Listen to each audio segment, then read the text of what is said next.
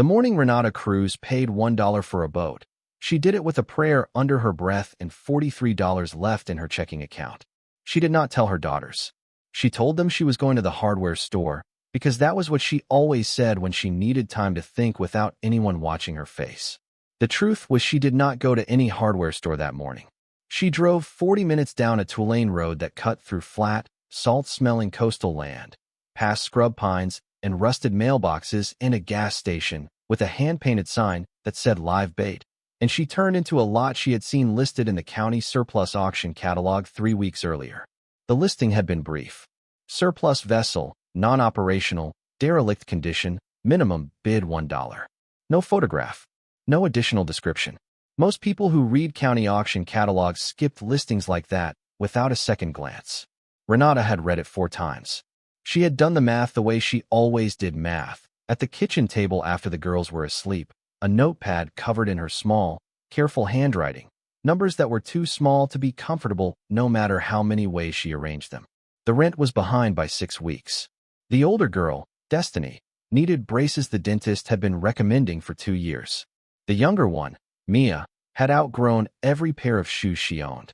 Renata worked double shifts at the hotel 3 nights a week and picked up laundry folding for an elderly woman on Tuesdays, and still the numbers kept shrinking, like something alive that was slowly starving no matter how much she fed it. She was not a woman who chased fantasies. She had learned early that fantasies were a luxury people bought when they had enough of everything else. But she was also a woman who had learned to read the spaces between things, the quiet underside of a situation that other people walked past because they were in too much of a hurry or had too many other options. That listing had a space beneath it. Something in the brevity of it, the $1 minimum, the absence of any photograph or description, told her that whoever wrote it had not wanted to bother explaining something they considered worthless. And worthless, in her experience, was a word that said more about the person using it than the thing being described. The lot was at the edge of a marina that had seen better decades. Chain-link fence rusted at the corners. Gravel full of weeds. A prefab building with a sagging gutter where a man sat in a folding chair reading a newspaper with the focused inattention of someone pretending not to be bored. He looked up when she parked, glanced at her car, which was a 2009 Civic with a crack in the rear bumper she had repaired with electrical tape, and went back to his newspaper. She walked to the edge of the lot and found it there. She stood still for a long time. The boat was larger than she expected, and that was the first thing. Much larger. It was not a recreational vessel or a fishing skiff. It was something altogether different, long and low, its hull dark with oxidation, its shape unlike anything she had seen moored at the marina before. It lay in a concrete cradle that had clearly been constructed specifically for it, and that too was strange, because cradles like that did not get built for throwaway boats. The hull was intact as far as she could tell, no visible fractures, no missing sections. It was not rotted wood or fiberglass.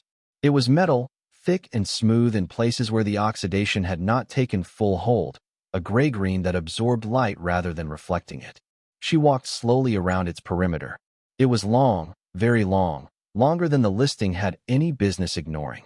At one end, a conning structure rose from the body of the vessel in a form that Renata could not quite name, but felt she had seen in a book or a documentary at some point, years ago, before the children, before the hotel shifts, when she still had evenings to herself.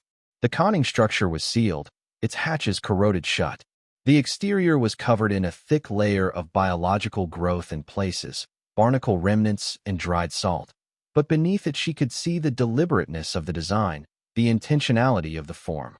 The man in the folding chair had drifted over by then, paper still in hand. "You here for the surplus boat?" he said, though clearly she was. She asked him what kind of vessel it was. He shrugged. "Old military something. Navy offloaded it here in the 90s. Nobody ever came for it. We've been mowing around it so long nobody thinks about it anymore."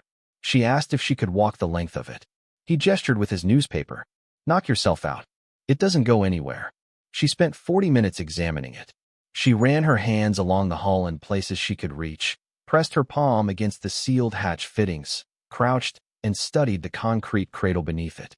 The cradle had drainage channels built into its base, and the channels were clean, carefully maintained even if nothing else in the lot was. Someone had poured that cradle with the intention of it lasting. Someone had wanted this vessel to sit exactly where it sat, in exactly this position, for a very long time. When she came back to the front of the lot, she asked the man in the chair who had brought it there. He scratched the back of his neck. Before my time. The deed just shows county receipt in 93. Had a transfer order from a naval station that closed down. Paperwork's in the office if you want it. She looked at the paperwork. She stood in the prefab office for 20 minutes reading documents that were blurry with age, smelling of humidity and old ink, and she found the transfer order he was talking about, and she read it once, and then she read it again. The vessel's listed designation meant nothing to her in the moment, but the weight listed in the transfer manifest, the hull material specification, and the notation in the lower right corner that said sealed interior, do not breach, contents unverified made her pulse change in a way she had not felt in a long time. Not excitement. Something older than excitement. A feeling like recognition. She drove home through the salt pine country, and she did not think about whether she was being foolish.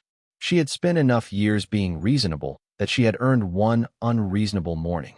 She submitted the bid online that night from her phone, $1, and paid the processing fee of $11 with her debit card, and sat at the kitchen table and listened to the refrigerator hum and thought about what she had seen.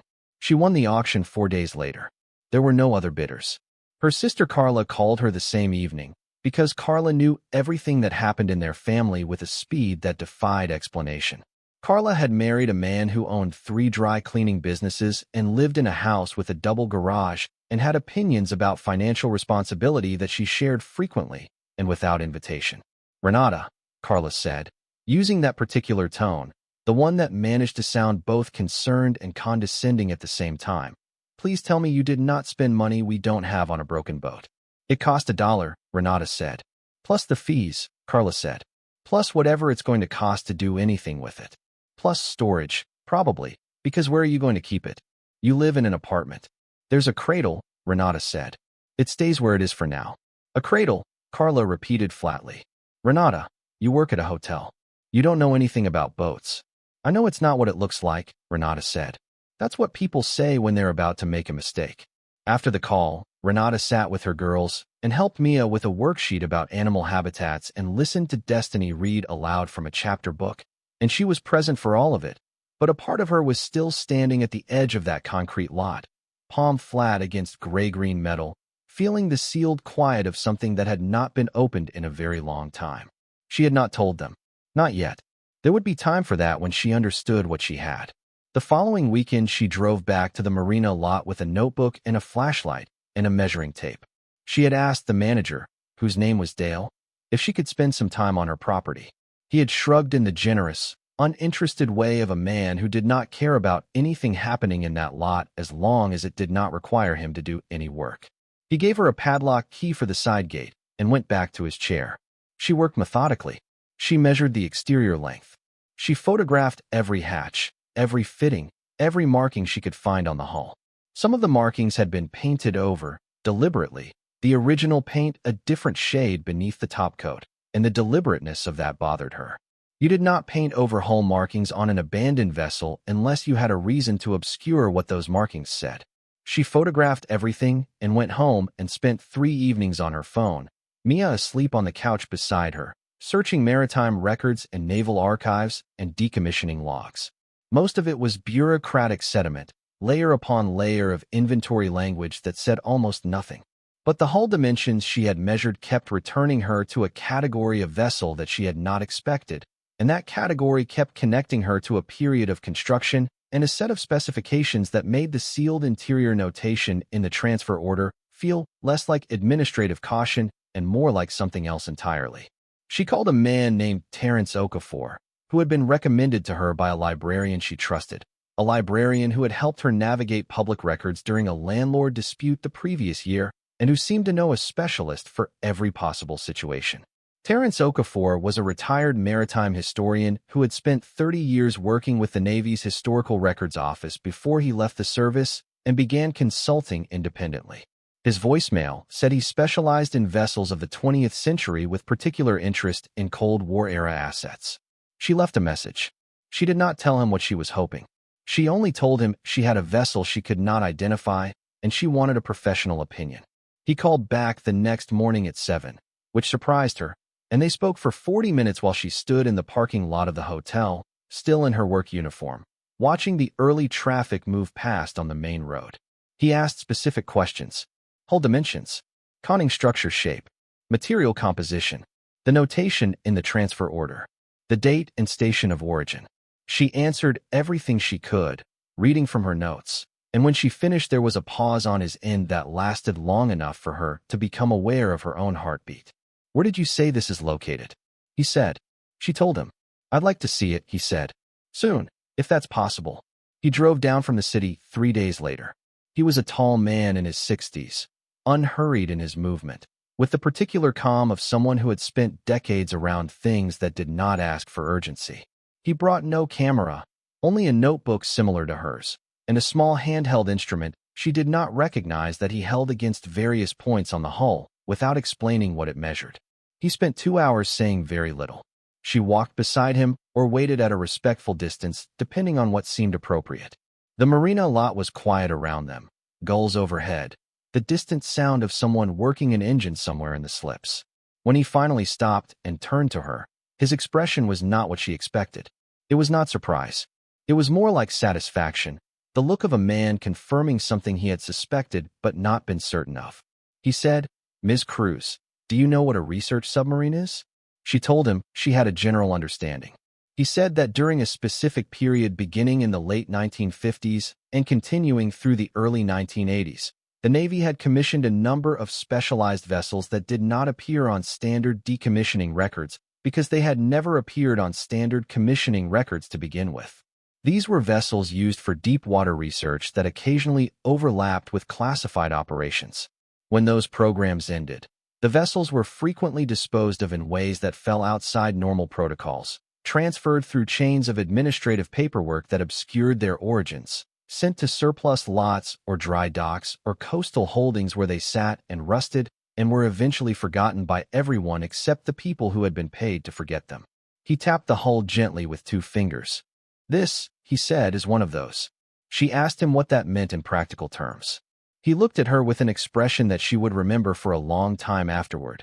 Not pity, not condescension, but genuine attention. The kind of look that said he was measuring her against the situation and finding her equal to it. "It means," he said, "that what's inside this vessel has never been cataloged, never been removed, never been assessed. Whatever was locked in there in the early 1980s is still in there. And based on the program this vessel was associated with, what was locked in there was not incidental. These vessels were used as secure depositories during transitions in classified programs. Instruments, documentation, and in several confirmed cases, physical assets in forms that could be transported compactly and stored without environmental degradation." She asked him to be direct with her. He was quiet for a moment. Then he said, "Ms. Cruz, I have spent 30 years in this field. I have seen the records of 3 vessels from this program that were eventually opened. 2 of them contained scientific equipment and documentation. One of them contained, alongside those materials, a quantity of refined precious metals that had been used as ballast weight in a manner that the program's administrators later described as a creative accounting solution.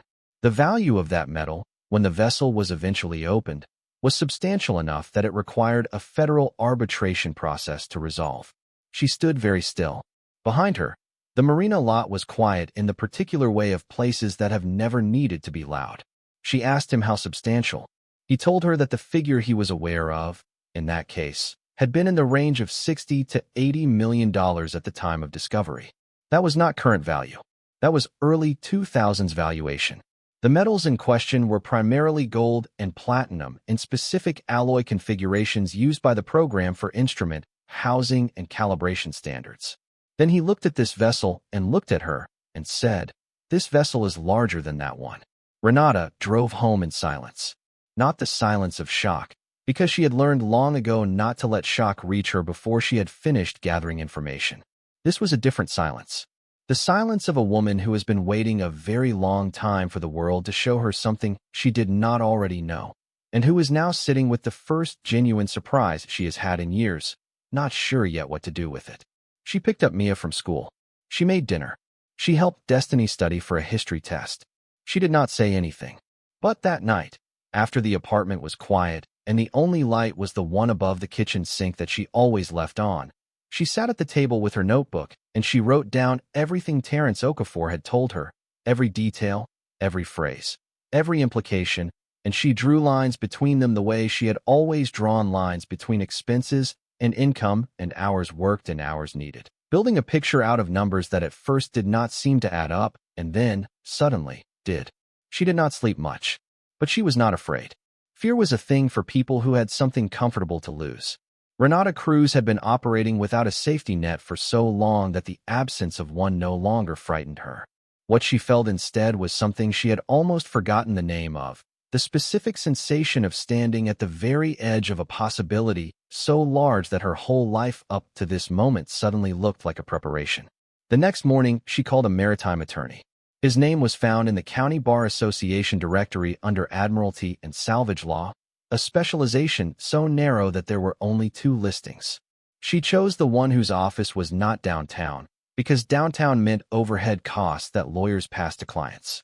The other office was in a converted house near the waterfront, and when she arrived, she found a man in his 50s who wore boat shoes and had a coffee maker that was clearly more important to him than his furniture. She explained the situation from the beginning, carefully and completely, because she had learned that incomplete information was expensive in ways that complete information was not. He listened. He asked questions. He wrote things on a yellow legal pad without looking up. When she finished, he leaned back and looked at her over his reading glasses. Admiralty law, he said, in the context of a vessel that was transferred by the federal government to county surplus, is interesting. What you purchased was the vessel, the hull, whatever is attached to it. Now, if the interior contents were never cataloged at the time of transfer, and there's no existing federal claim of record, what's inside may be considered part of the vessel. He paused. But if the program those contents came from was classified, and if anyone with a stake in that classification is still drawing institutional breath, this could get complicated very quickly. She asked what complicated meant.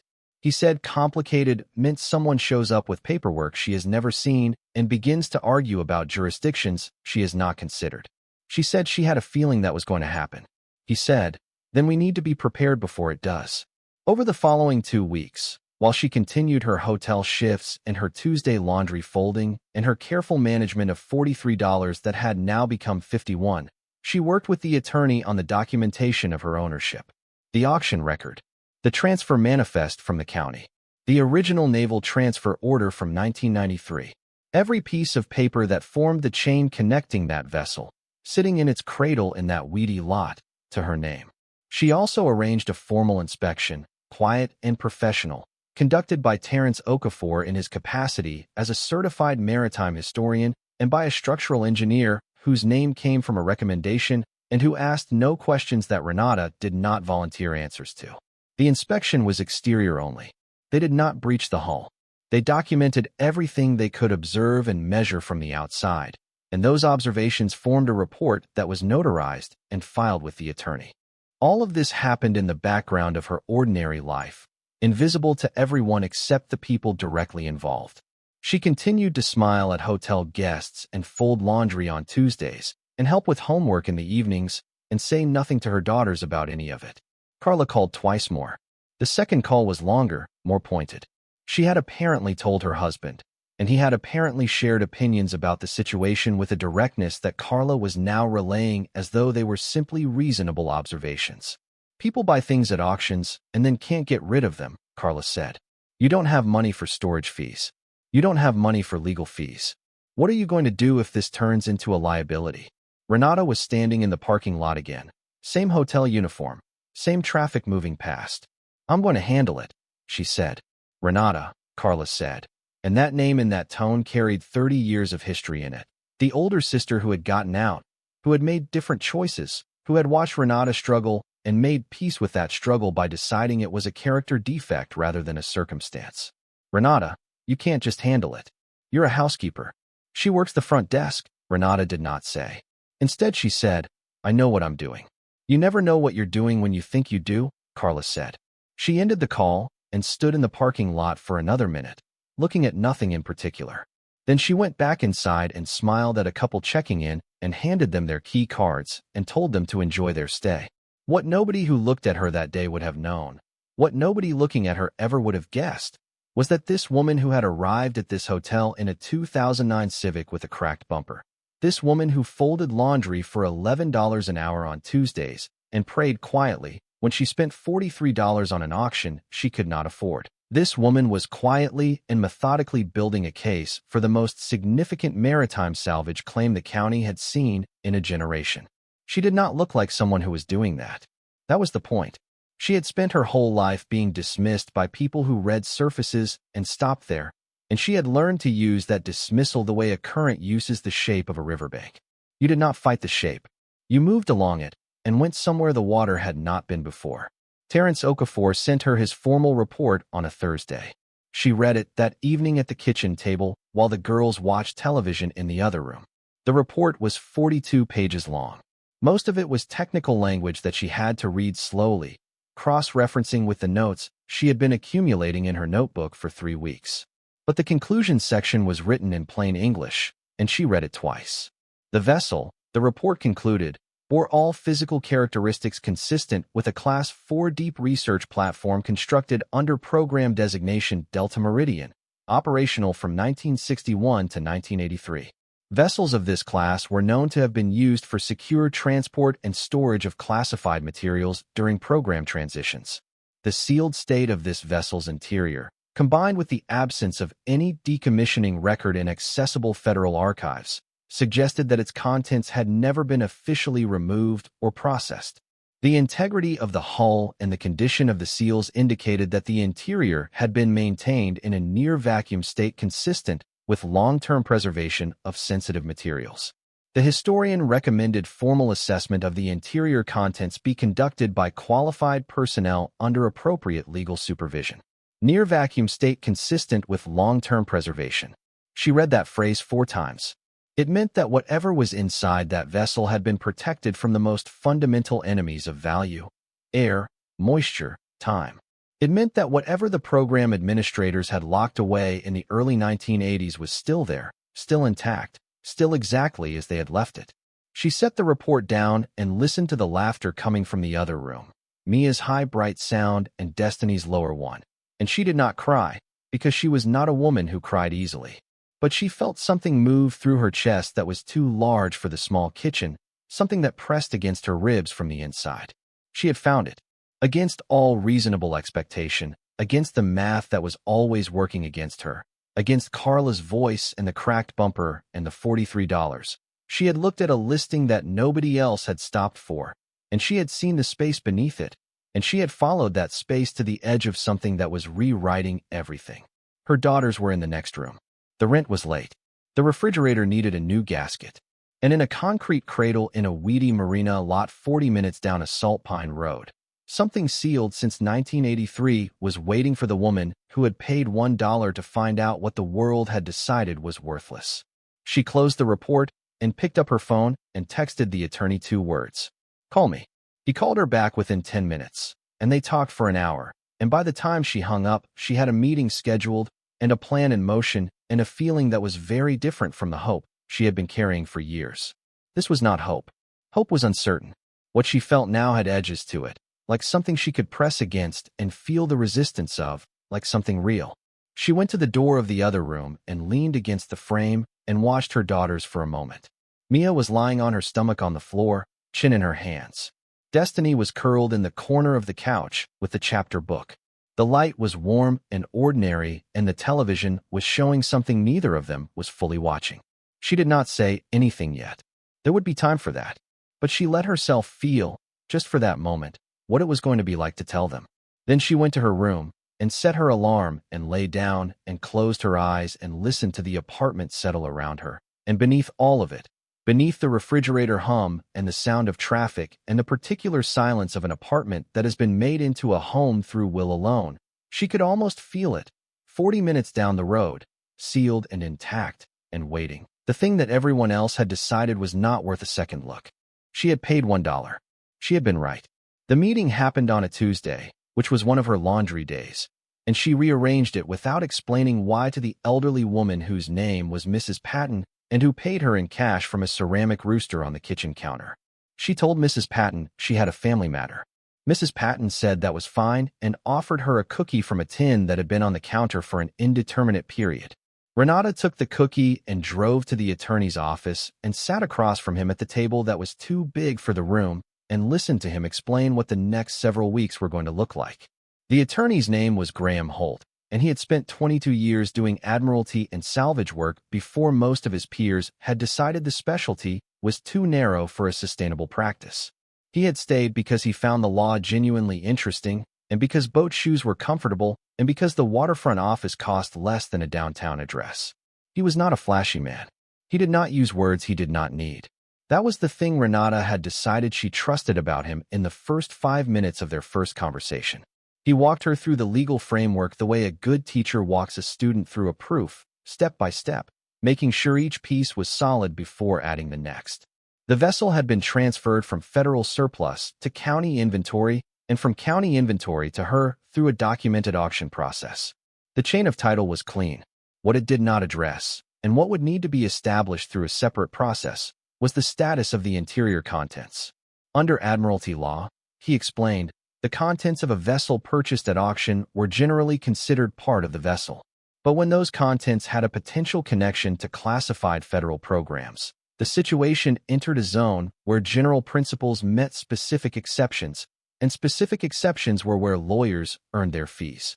What they needed to do before opening anything was establish, on paper, that there was no surviving federal claim to the interior contents. That meant filing a notice of salvage claim and serving it on the appropriate federal agencies and waiting for a response period to expire. How long? She asked. He said 60 days, minimum, if no one responded. If someone responded, it became a different conversation. She did the math she always did. 60 days was 2 months. 2 months of hotel shifts and laundry days, and the rent that was already behind, and Destiny's braces and Mia's shoes. 60 days of keeping the secret from her daughters, and from Carla, and from everyone who had an opinion about the choices she made with the money she did not have. She said, all right. File it. He filed the notice of salvage claim the following Friday.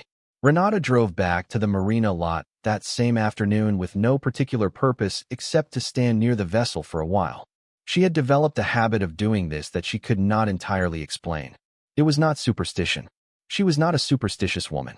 It was something closer to the instinct that made her check on the girls before she slept, a need to confirm that the thing she was counting on was still there, still real, still exactly as she had left it. Dale was in his chair, as always. He nodded at her without looking up from his phone. She nodded back and went through the gate and stood in the lot with the afternoon light coming in low and orange from the west, turning the surface of the vessel a color that almost looked warm. She walked its length again. She had done this so many times in the past weeks that she knew every marking, every weld seam, every point where the biological growth had retreated and left bare metal beneath.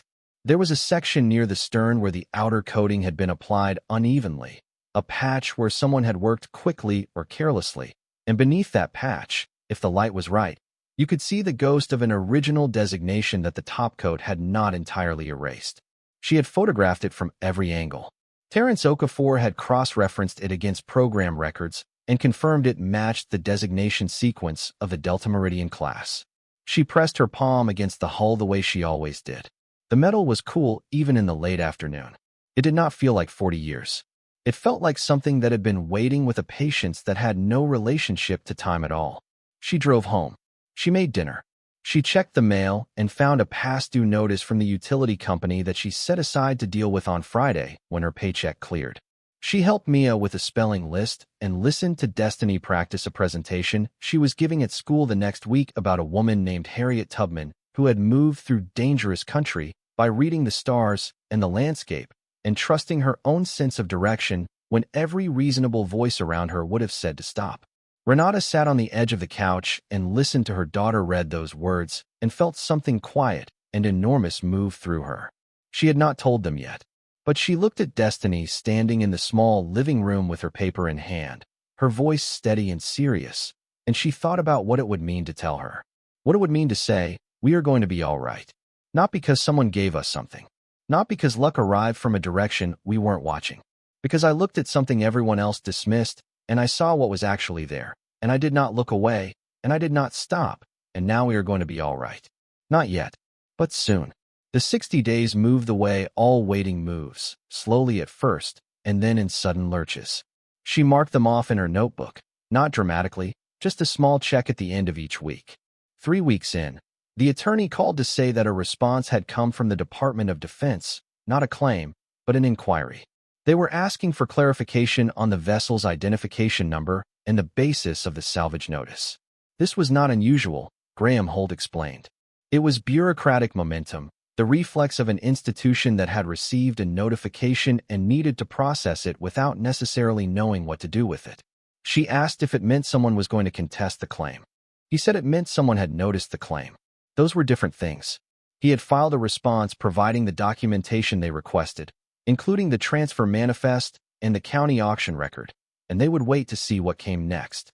What came next, 2 weeks later, was a phone call to the attorney's office from a man who identified himself as working for a division of the Department of the Navy that she had never heard of and whose name was long enough to suggest it had been designed to be forgettable. The man was polite. He expressed interest in the vessel. He used the word cooperation repeatedly in a way that had no warmth in it. He suggested that there might be federal equities in the matter that would benefit from a collaborative approach. Graham Holt called her immediately after. He described the conversation in exact language, quoting the phrases he had written down, and asked what she wanted to do. She thought about this for less time than she might have expected. She said she wanted to be cooperative. She was happy to be cooperative. She also wanted him to make clear that the chain of title to the vessel was documented, complete, and not in dispute, and that any discussion of the vessel's interior contents would happen within the framework of the salvage claim that had already been filed, not outside it. He said he would convey that. He did. The man from the forgettable division called back 3 days later with a slightly different tone, less warmth in the politeness now, more precision in the language. He asked whether the vessel had been accessed. Graham Holt said it had not. The man said the department appreciated that and would be in contact as the process continued. Graham Holt said they looked forward to a productive process and ended the call. He called Renata right after and said, "They are nervous about something." She said she had suspected that. He said, "That means there's something in there worth being nervous about." She did not say anything for a moment. Then she said, "I know." The full 60 days expired on a Wednesday evening. Graham Holt called her that night to confirm that no federal claim had been filed against the salvage notice within the response period. The inquiry from the Navy Division did not constitute a claim. They had expressed interest but had not filed a competing legal instrument. As of that Wednesday evening, the legal framework supported proceeding with an interior assessment of the vessel. She had already arranged the team. She had been arranging it for 3 weeks because she was not a woman who waited for permission before preparing. Terrence Okafor would be present as the historical documentation authority. A structural engineer she had now worked with twice would assess the integrity of the access points before anything was breached. Graham Holt would be on site as legal witness. She had also, after careful research, retained a specialist in hazardous materials assessment because whatever had been sealed inside that vessel for 40 years deserved to be treated with respect for what it might have become in the interval. She had paid for all of this across 6 weeks of careful budgeting, moving money in amounts so small they did not register as individual decisions, just the accumulation of discipline applied over time. She did not ask Carla for money. She did not tell Carla what she was doing. She did not tell anyone who was not directly involved. The morning of the assessment, she woke before her alarm. She dressed in the dark. She stood in the doorway of each girl's room for a moment, listening to them breathe. And then she went to the kitchen and made coffee and stood at the counter and looked out the window at the early sky, which was deep blue at the horizon and beginning to lighten at the edges. She drove to the marina in that first light, the road empty ahead of her, the pine and salt smell coming in through the cracked window, and she felt the specific quiet of a morning that is different from other mornings, not because of what it looks like, but because of what it is about to become. The team assembled at 8. Dale, informed that an official assessment was taking place, had propped open the gate and retreated to his prefab office with the air of a man who preferred not to witness anything that might later require his testimony. The morning was clear. Light came in level and wide off the water. The vessel sat in its cradle exactly as it always had, unchanged, patient. The hazardous materials specialist went first, conducting an exterior scan with instruments that she carried in a case and operated with the focused efficiency of someone who had done this enough times to make it look routine. She walked the hull, tested the seals with handheld sensors, took air samples from the immediate vicinity of the access points. After 40 minutes, she reported that there were no indicators of radioactive material, no toxic gas signatures, no biological hazards detectable from the exterior. The interior, based on seal integrity readings, appeared to have maintained a low-pressure atmosphere consistent with long-term nitrogen preservation, a method used to protect sensitive materials from oxidation. The structural engineer examined the forward access hatch, which was the largest and the one whose seals showed the least corrosion. He determined that it could be opened with the right tools without compromising the surrounding hull structure. He specified the approach, the sequence, the point at which they would stop if anything unexpected occurred. Renata listened to all of this and nodded and felt the steadiness in her chest that came from having prepared for something long enough that its arrival no longer surprised her. It took 3 hours to open the hatch. Not because it was physically difficult, though it was, but because they went slowly, deliberately, pausing at each stage to assess, to document, to confirm that the next step was safe. The hazardous materials specialist was present at every moment. The structural engineer directed each application of force. Terence Okafor stood to the side with his notebook, writing continuously. Graham Holt documented everything on his phone. The seal broke at 11:47 in the morning. There was a sound when it did, a deep exhale, like something that had been holding its breath for a very long time finally releasing it. A thin vapor escaped from the seam as the interior atmosphere equalized with the outside air, and for a moment the vapor caught the light in a way that made it visible as a faint shimmer, and then it was gone. The hazardous materials specialist tested the emerging air immediately. She waited, watched her instruments, then turned and gave a single nod. The hatch swung open. Renata was the third person to enter. The specialist went first, instruments still running. The structural engineer followed to confirm the interior ladder and access structure were sound. Then Renata, with a flashlight that she had charged the night before and double-checked that morning, because she was that kind of person, she descended into the vessel. The interior was cold. Not dramatically cold, not the cold of a freezer, but the specific cold of a sealed space that has not shared heat with the outside world in decades. The air tasted dry and clean, like the inside of a library that no one had visited in a long time. She breathed it in slowly. The access led to a central corridor that ran the length of the pressure hull. The corridor was narrow enough that she could touch both sides without fully extending her arms. The walls were lined with conduit and mounted equipment, most of it instrumentation of kinds she could not identify, panels with gauges whose needles had settled into permanent resting positions, readouts that had stopped updating sometime in the early 1980s and had simply stayed wherever they were. The corridor opened at intervals into compartments on both sides. The specialist and the engineer had moved ahead of her, and she could see their flashlight beams moving in the compartments to either side. She heard the specialist say something in a tone that was professionally controlled but carried an edge she had not used outside. Renata moved toward the sound. The compartment on the right side of the corridor, approximately 2/3 of the way toward the stern, was the one. She knew it before she fully entered it, because of the way the light from the specialist's flashlight was behaving, bouncing back from surfaces in a way that surfaces in the other compartments had not. She stepped through the hatchway and stopped. The compartment was larger than she expected. It ran the full width of the pressure hull on this side, and its walls were lined with mounted racks that had been built into the structure itself, not added later, built in, as part of the original design. And in those racks, secured with brackets and strapping that had been tightened with care and had never been loosened, were cases. Metal cases of varying sizes, all of them sealed, all of them labeled in a code that meant nothing to her and everything to Terence Okafor, who had come through the hatch behind her and was now standing very still with his flashlight beam moving from case to case with the slow, deliberate movement of a man counting something he has been looking for a long time. She counted 17 cases in the mounted racks. Against the forward wall of the compartment, resting on a reinforced floor bracket, was a larger container, rectangular and thick-walled, its surface marked with a designation that Okafor photographed from 3 angles before he said anything. When he finally spoke, his voice was steady, professional, the voice of a man who had trained himself never to react to a discovery before he had finished observing it. He said, "The case markings are consistent with Delta-Meridian program inventory designations, specifically the series associated with the program's transition assets." She asked what transition assets meant in this context. He said, when a classified program ended, its physical assets were categorized for disposition. Some were destroyed.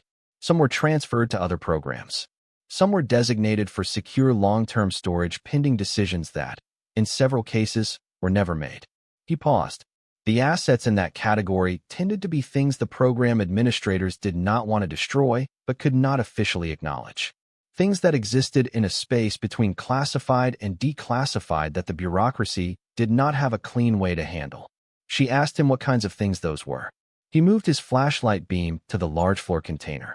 He said, "In the 3 vessels from this program that I am aware of having been formally opened, the transition asset inventories included documentation, instrumentation, and in the case I mentioned to you before, refined metals." He was quiet for a moment. "The designation on that floor container is from the series I associate with the metals category." She looked at the container. It was bolted to the floor bracket with 6 points of attachment, each bolt thick enough that she could not close her hand around one. Someone had secured this with the intention of it not moving regardless of what happened to the vessel around it. She asked how they would know what was inside without opening it. He said they would not without opening it. And opening it would require the right tools and the right legal framework and probably some time. She nodded slowly. Around her, the compartment was silent except for the distant sound of water moving against the hull outside and the soft, steady sound of her own breathing. The flashlight beams intersected in the cold air, illuminating cases that had not been touched since before her daughters were born, since before she had understood what her life was going to ask of her. She reached out and touched the nearest case in the rack. The metal was smooth and cold, and the latch mechanism was a type she had never seen before, complex and deliberate. The case had a number engraved on its face, and beneath the number, barely visible in the flashlight beam, 3 letters in a block stamp that had been applied with enough pressure to leave a permanent impression in the metal. She did not know what the letters meant, but she photographed them. She photographed everything. They spent 4 hours in the vessel that first day. They documented every compartment, every mounted case, every piece of installed equipment, every designation, every marking that was visible without disturbing anything. The hazardous materials specialist confirmed that nothing in the interior presented any safety concern. The air was clean. The surfaces were inert. Everything that might once have been hazardous had either been removed before sealing or had never been present. When they emerged into the afternoon light, Renata stood beside the open hatch and breathed the outside air, which tasted of salt and warm concrete after the cold interior. Terence Okafor stood beside her with his notebook clasped in both hands, looking at the vessel with an expression she had not seen on him before. He said, "In my experience, which is not insignificant, this is a significant find." She asked him to be more specific. He said, "The number of cases and their designations suggest an inventory consistent with the upper range of what was documented in the 3rd open vessel." He paused. "The floor container is larger than anything I have seen a record of from this program. Its designation series is one I have only seen referenced in secondary documents, never in a direct inventory." He looked at her. "I cannot give you a number, but I can tell you that what is in this vessel was considered valuable enough by the people who put it here to go to considerable trouble to protect it. And it has been protected, perfectly, for 40 years. She stood with that for a moment. The afternoon light was still coming in off the water, still turning the surface of things warm and orange. She said, "When can we open the cases?" He said, "Legally, that depended on the attorney. Practically, it depended on specialists in the specific contents. He would help coordinate the right people." Graham Holt came to stand beside her then. He had been on his phone for most of the past hour. His expression was the careful expression of a man managing information that he wants to deliver in the right order. He said, "The inquiry from the Navy Division called again. They wanted to know if the assessment had taken place." She asked what he had told them. He said he had confirmed that an interior assessment had begun and that the findings were being documented under the existing salvage claim framework. He said they had asked, very specifically, whether the floor container had been opened. She looked at him. He said, "I told them we were following appropriate protocols and would be in contact as the process continued."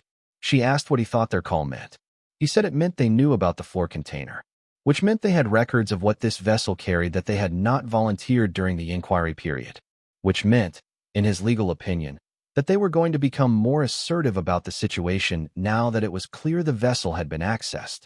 She looked back at the open hatch, at the dark interior beyond it, at the cold, quiet place that had been waiting all this time. She said, "Then we need to move faster." He nodded. He had already thought the same thing and had already made 2 calls to people she had not yet met. The first of those people arrived the following morning. His name was Dr. Simone Archibald, which she found on the door of a university building in the city, professor of material science and forensic valuation, a specialization so specific that his business card had 2 lines of small text beneath his name explaining what it meant. He was a small man with large glasses and the slightly distracted energy of someone who is always half thinking about something else. He shook her hand with genuine attention and then looked at the vessel and stopped being distracted entirely. He spent the morning inside with Okafor, the 2 of them moving through the compartments with a collaborative focus that required very little conversation because they had worked together before. Renata waited outside with Graham Holt and the structural engineer, watching the hatch and listening to the sound of the water. At noon, Archibald emerged and sat down on a concrete barrier near the vessel's stern and took off his glasses and cleaned them with the edge of his shirt. Then he put them back on and looked at her. He said, "The cases in the mounted racks are instrument housings consistent with the program's known inventory. The instruments they once contained may or may not still be inside, but the housings themselves are constructed from a platinum-iridium alloy that was standard for high-precision scientific equipment of that era. Each housing carries intrinsic metal value independent of any instrumentation it might contain." She asked him what he meant by intrinsic metal value. He said that the alloy used in the casings was a specific formulation that was no longer produced in that exact composition, and that the constituent metals, platinum and iridium, had current market valuations that made even the casing material significant. He said that based on the number of cases and their approximate dimensions, the casing material alone represented a quantity he was not comfortable estimating without a proper assay, but that was meaningful. Then he said, "The floor container is different." She waited. He said, "The designation on the floor container is from a series I have seen in declassified materials related to the program's reserve assets." Reserve assets was the program's internal term for physical value stores maintained outside normal accounting systems. He said this in the same tone he might use to describe a material composition, flat and precise, without drama. He said the container's dimensions and weight indicators, which he had estimated from the floor bracket specifications, were consistent with a high-density contents load. He said the locking mechanism was a type used specifically for containers requiring 2-person authorization to open. She asked him what he thought was inside it. He said he did not speculate. He said that when they opened it, he would tell her exactly what was there. He said that based on the program's known practices and the container's designation, he would be prepared for a range of possibilities, but that he would not characterize any of them until they were confirmed. He put his notebook away and stood up and looked at the vessel one more time. He said, "Ms. Cruz, I have consulted on a number of significant maritime finds in my career." He said this without pride, just as information. He said, "I am glad you called when you did." She asked what he meant by that. He looked at her steadily. He said, "The people who are asking questions about this vessel are not asking because they are curious. They are asking because they know what they left here and they are calculating their options.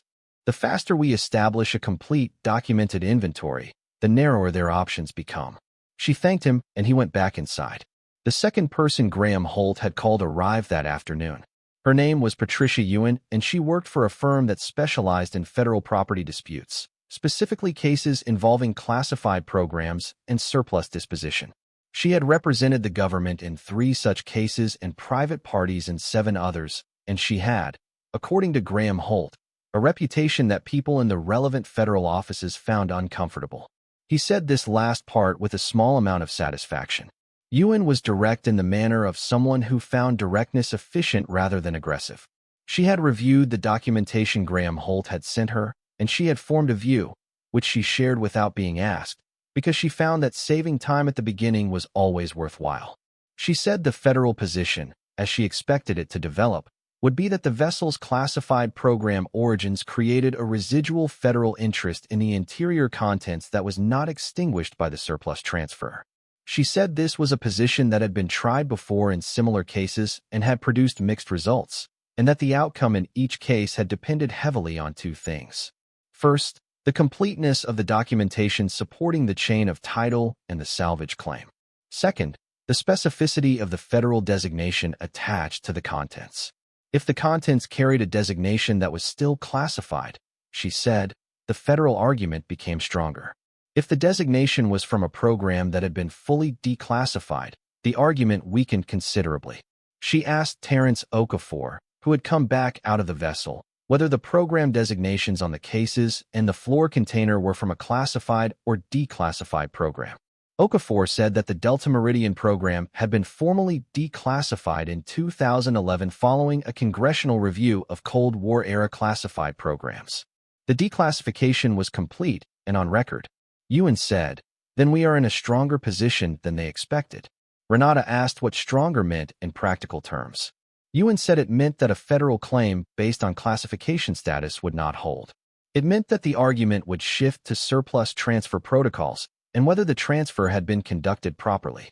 She said she had already pulled the county records and the original transfer documents, and she was satisfied that the transfer had been clean.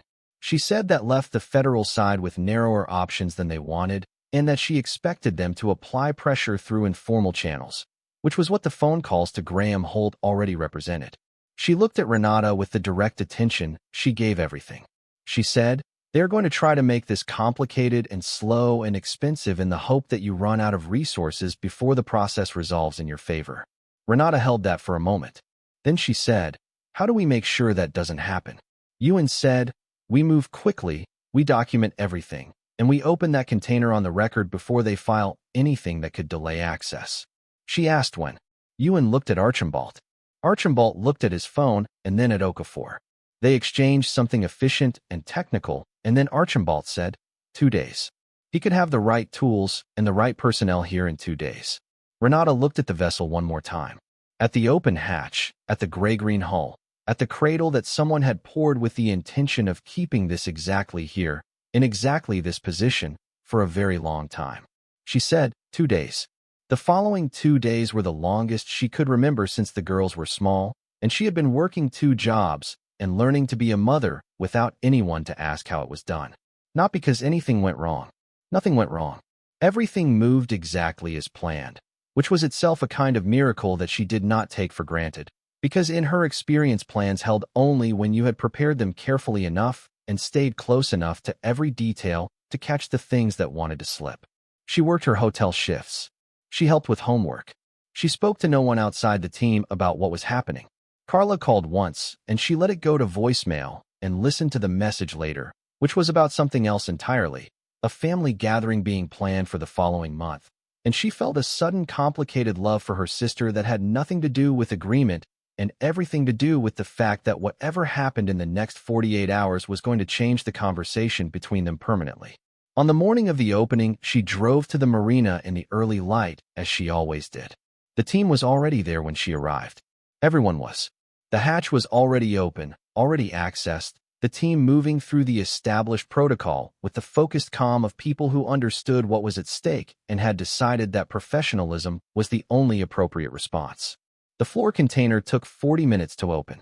The locking mechanism required the specific tool Archambault had sourced, an actuator device that applied precise torque to the multi-point latch system without shearing any of the components.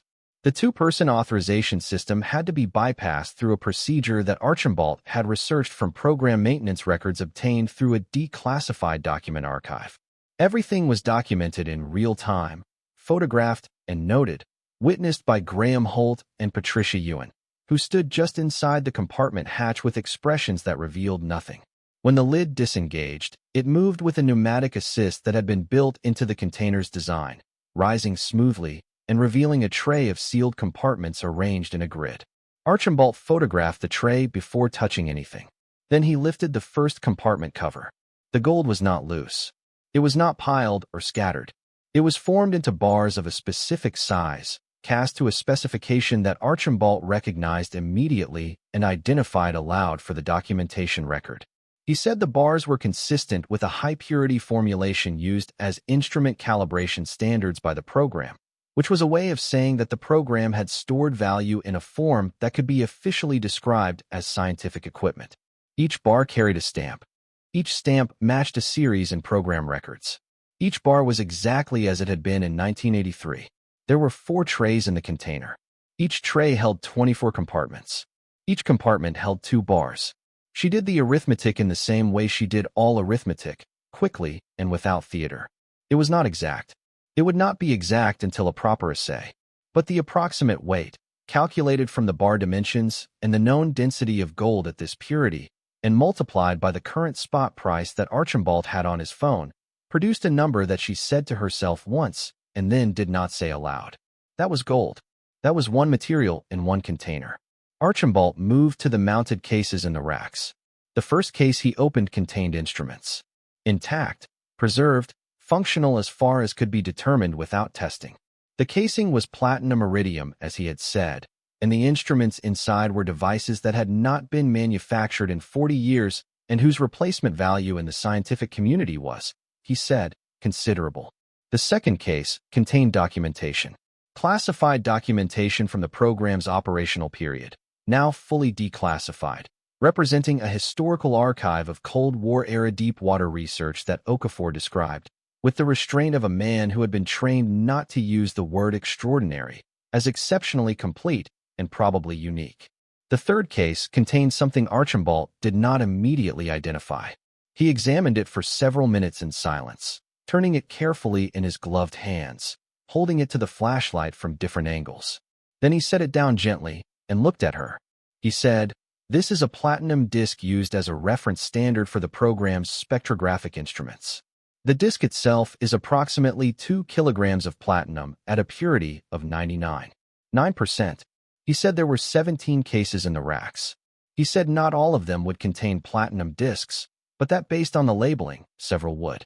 She breathed slowly in the cold compartment air.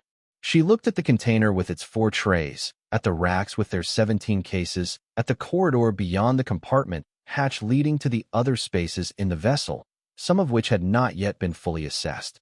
Patricia Ewan stepped forward from the hatch and spoke, not dramatically, but with the deliberate timing of someone who has waited for the right moment. She said she had received a message 40 minutes ago from the federal representative, the man from the Forgettable Division, requesting an emergency call. She said she had not returned it. She said that in her professional opinion, the call was coming because someone on the federal side had access to program records that told them what the container held, and that access was now generating alarm in the appropriate offices. She said, "We are ahead of them, but not by much. And the moment this valuation becomes public, the pressure is going to intensify significantly." Renata looked at her. She asked what intensify significantly meant. Ewan said it meant attorneys with more resources than hers. It meant congressional interest. It meant people arriving at this marina with authority she had never dealt with. Renata looked back at the compartment, at the cases, at the container, at the 40 years of cold, perfect preservation in the sealed air of a vessel that $1 and one clear-eyed decision had placed into her name. She said, "Then we start the formal appraisal today." Archambault said he had already called his assay contacts from the parking lot that morning. They would arrive by 4. She said, "Good." She looked at Graham Holt. She said, "I need you to file for formal recognition of the salvage inventory before the close of business today." He said he had already drafted the filing. She nodded. She looked around the compartment one more time. The cold light. The cases. The quiet that 40 years had kept. Then she climbed back up through the vessel and out into the afternoon, which was bright and warm and smelled of salt and everything that was about to change, and she stood there for a moment with her hand against the hull. The same hand she had pressed here the first day, the same woman who had read that listing and seen the space beneath it, and she felt the particular peace of a person who has been right about something for a very long time and has finally been given the evidence to prove it. Her phone buzzed. It was a text from Destiny. It said, "Mom, what time are you home for dinner?" She typed back, "Not late. I have something to tell you." Destiny sent back a question mark. Renata put her phone in her pocket and smiled at the water. "Soon," she typed. "I'll tell you soon." The assay team arrived at 3:58 in the afternoon, 2 minutes before the time Archibald had said, which told her something about the kind of professionals he kept in his contacts. There were 3 of them, a woman and 2 men, carrying cases of equipment that they unloaded from a van with the practiced efficiency of people who traveled with sensitive instruments regularly and had learned to protect them the way other people protected their children. They set up inside the vessel's largest compartment, running power from a generator the structural engineer had brought, and they began their work without ceremony or explanation, because Archibald had already explained everything they needed to know, and they did not require an audience to function. Renata waited outside. She had learned in the past weeks that waiting was its own form of work, requiring the same discipline as any other task, the same refusal to let anxiety substitute for preparation. She walked the perimeter of the vessel while the assay team worked, the same walk she had done so many times now that her feet knew the distance without counting it. The afternoon light was long and low. Dale had gone home an hour earlier, locking the prefab office and driving away without looking at the vessel or at any of the people gathered around it, with the deliberate incuriosity of a man who had decided that whatever was happening in his lot was better not witnessed. Patricia Ewan was on her phone near the gate, speaking in the clipped, rapid shorthand of someone managing multiple conversations at once. She had returned the federal representative's call, finally, and the conversation had lasted 22 minutes, which she described afterward to Renata with a precision that made it clear she had been listening for what was not said as carefully as what was. "They want access," Ewan said. "They are framing it as a national security review, which is the frame they use when they don't have a legal basis but want to create the impression of one." She said this without alarm. She said it the way a navigator describes a weather system, as information to be incorporated, not as a reason to change course. Renata asked what access meant in their framing. Ewan said access meant possession. It meant the container and its contents removed to a federal facility for assessment. It meant the conversation about ownership happening on their ground, under their timeline, with their experts and their documentation and their version of what the program records said. Renata said that was not going to happen. Ewan said she had made that clear, politely, in the language that lawyers used when they were being polite about something they were not actually prepared to negotiate. She said the federal representative had then suggested that there were national security implications to the contents of the vessel that transcended civilian salvage claims. She said she had told him that the Delta-Meridian program had been fully declassified in 2011 and that she would be happy to discuss specific national security implications if he could identify them by name and legal basis, and that the call had ended shortly after that. Renata looked at her. Ewan said, "They don't have a legal basis. What they have is institutional momentum and the assumption that you will find this too complicated and too expensive to sustain." She paused. "They are not wrong to make that assumption about most people." Renata said, "I am not most people." Ewan looked at her with the particular attention she gave things she found worth respecting. She said, "I am becoming aware of that." The assay team worked for 6 hours. They worked past sunset, the generator humming steadily, lights spilling from the vessel's hatch into the darkening lot. Renata sent a text to her neighbor, who had a key and would check on the girls when they got home from school, and then she stayed. Graham Holt stayed. Okafor stayed. Archibald moved between the interior and the exterior, occasionally emerging to make notes or take a call, his expression the consistent, controlled focus of a man who had decided that whatever he was finding inside deserved his best professional attention. At 9:47 in the evening, Archibald came out of the hatch for the last time that night and stood beside Renata with his notebook open. He did not begin with numbers. He was not that kind of man. He began by describing what had been found in each category, the gold bars and their purity, the platinum discs and their weight, the instrument casings, and the specific alloy composition, the documentation archive, and its scope. He described each element as a separate finding, professional and precise, and she listened to all of it without interrupting because she understood that the numbers at the end would mean more if she had heard everything that led to them. Then he turned a page in his notebook and read her the preliminary valuation figures. The gold bars, at current spot price, adjusted for purity and the slight premium attached to historically significant refined metals from this period, represented a value of approximately $112 million. The platinum discs, 17 cases of them, containing more platinum than she had imagined when she first heard the word disc, represented a value at current market of approximately $89 million. The instrument casings, all 17 of them, represented a combined metal value of approximately $61 million, plus a significant premium that Archambault said was difficult to calculate without a full specialist assessment, but that he estimated conservatively at an additional $30 to $40 million. Because instruments of this type and this era of this program were of interest to scientific institutions and private collectors in ways that exceeded their raw material value. He paused. He said the documentation archive was a separate category. It was not metal. It could not be valued the way metal was valued. But he had consulted briefly, by phone, with a colleague who specialized in historical document archives of this type, and his colleague had said that a complete Cold War-era deep-water research archive from a classified program, now fully declassified and previously unknown, was the kind of thing that major research institutions and national libraries entered bidding processes for. His colleague had used the phrase conservatively significant, which Archambault said was his colleague's way of saying the number was large enough that he did not want to quote it without a proper assessment. He closed his notebook. He said, "Ms. Cruz, the preliminary valuation of the physical metals alone is in the range of $340 to $360 million. With the instrument premium and excluding the documentation," he said, "the total was likely to fall between $370 and $400 million at formal appraisal." She stood with that number for a long moment. The generator hummed. The water moved against the hull. Somewhere in the marina, a line was tapping against a mast in the evening wind, a small rhythmic sound that she would remember for the rest of her life as the sound that accompanied this moment. 390 million. That was the center of the range.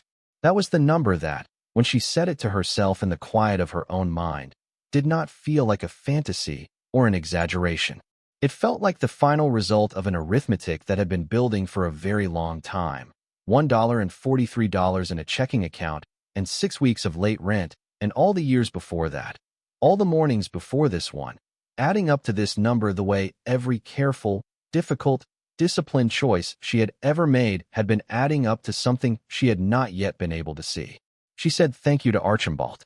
She said it simply, and he accepted it the same way, and they stood for a moment in the company of what they had found and what it meant, and then he went to secure the hatch for the night, and she walked to the edge of the lot and stood with her back to the vessel and looked at the dark water beyond the marina. She called her daughters. Destiny answered on the second ring. Her voice had the slightly alert quality of a teenager who has been waiting for something without admitting she was waiting. "Mom, where are you?" She said she was still at the marina. Destiny said, "The marina." She said this the way teenagers said things they had questions about, but were not sure how to ask. Renata said, "I need to tell you something. Both of you. Can you put me on speaker?"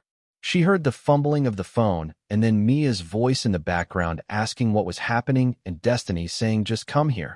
And then both of them were on, breathing in the way they breathed when they were sitting close together. She said, "You know the boat I bought." There was a pause. Then Destiny said, "The dollar boat." She smiled. She said, "The dollar boat." She said, "I need you to know that I have been careful about this, and I have had good people helping me, and everything is legal and properly documented." She said this because she was a woman who led with the responsible part. Always, because responsibility was the foundation everything else stood on. Then she said, "It was not actually a boat." She heard Mia say what? She said, "It was a submarine.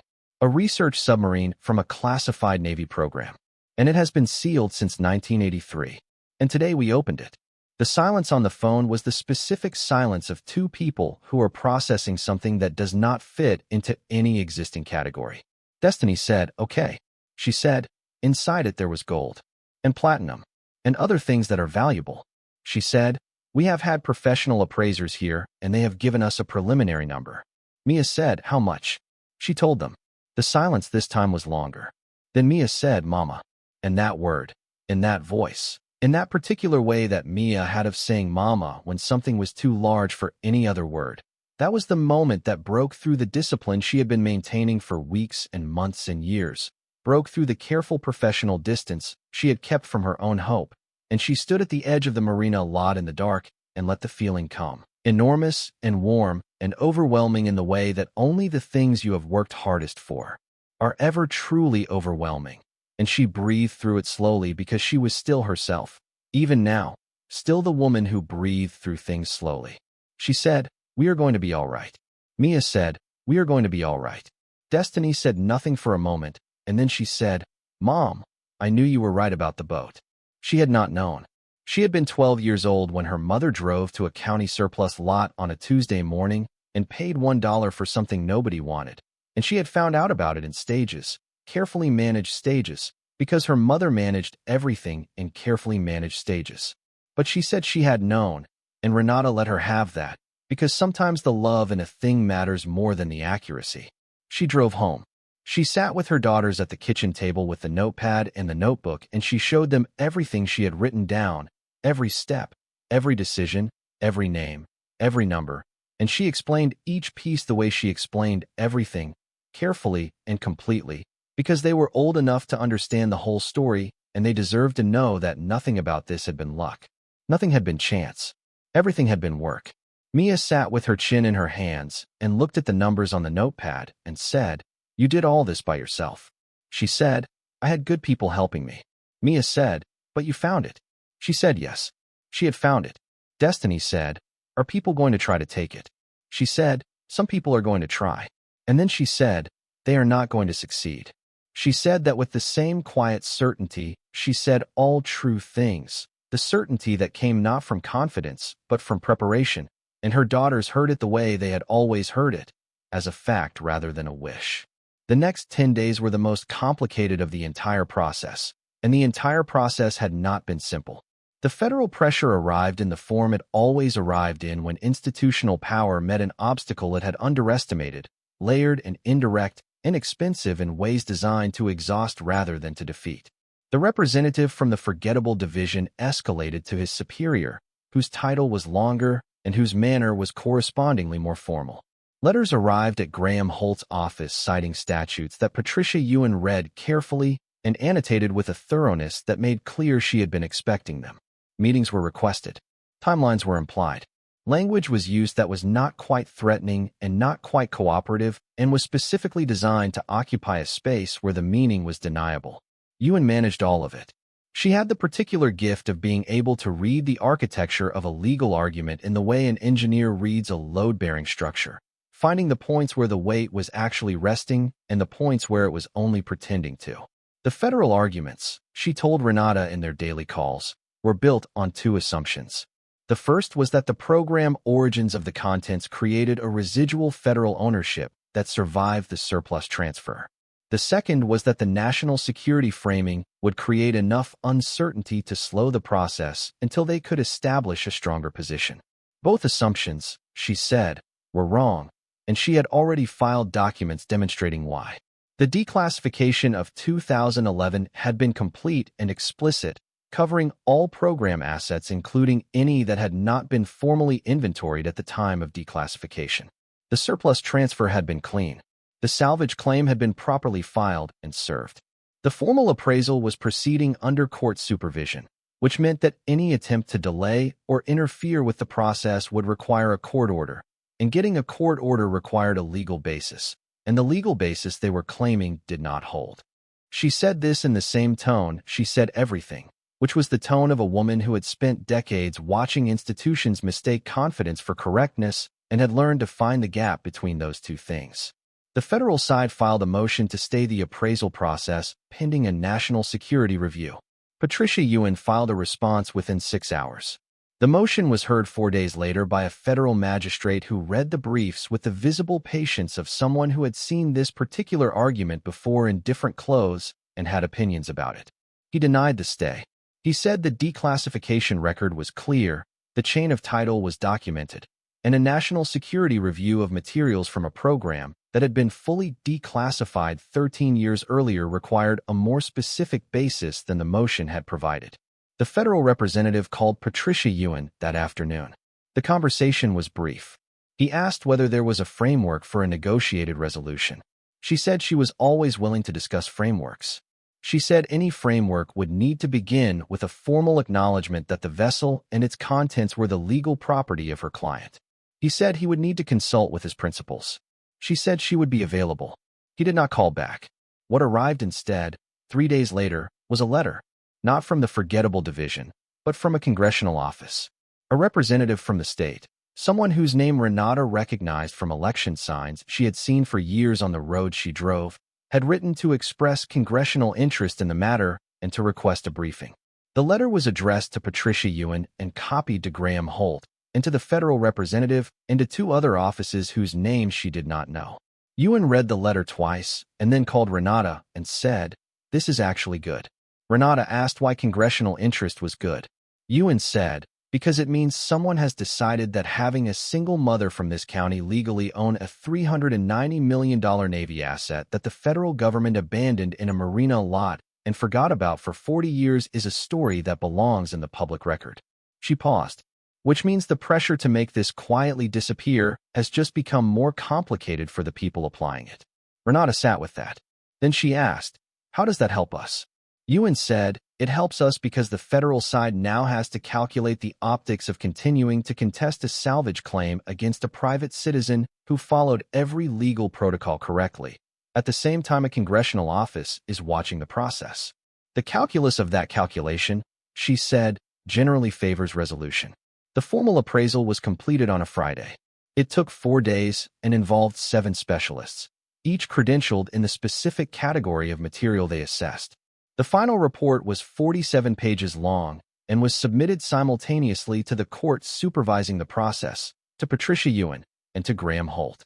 The total valuation, at current market prices adjusted for quality premiums and historical significance, was $388 million for the physical metals. The documentation archive was assessed separately at a preliminary value of between $12 and $18 million, pending full cataloging by a specialist institution. The combined preliminary valuation was $402 million at the lower end of the documentation estimate and $408 million at the upper end. She read the report at her kitchen table on a Friday evening. The girls were at a friend's house. The apartment was quiet. The refrigerator hummed. The notepad with the original arithmetic was still on the table, the one she had made the night she had first read the auction listing, the small careful numbers that had not added up no matter how many ways she arranged them. She set the appraisal report beside it and looked at both of them for a long time. Then she picked up the notepad and put it in the drawer where she kept the things she did not want to lose. The resolution came 12 days after the appraisal was filed. It did not come dramatically. It came in the form of a document, signed by the appropriate federal authority, formally withdrawing all objections to the salvage claim and acknowledging the legal validity of Renata Cruz's ownership of the vessel and its contents. The document was 3 pages long and had been negotiated by Patricia Ewan over 4 days of calls with people whose titles she never shared. The language was careful, designed to concede nothing that could be used as precedent, but the meaning was unambiguous. They had stopped. Graham Holt called her to deliver the news.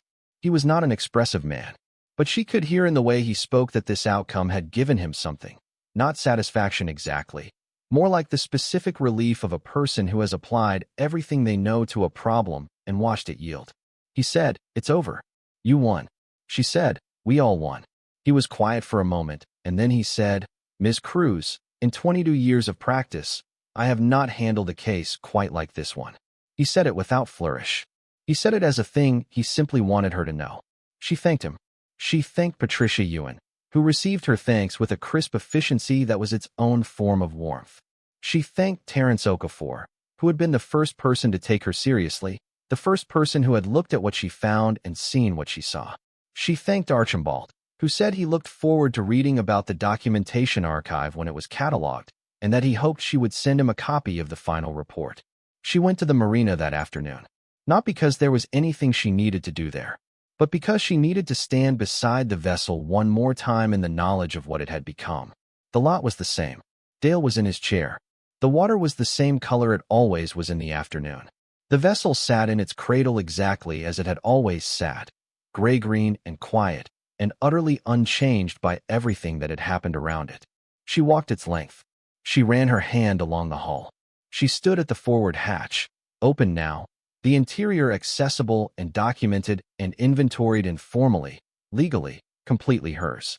She thought about the person who had sealed it in 1983. The program administrator, or the engineer, or whoever it had been who had loaded those cases into the racks and bolted that container to the floor bracket and checked the seals one final time before closing the hatch and walking away.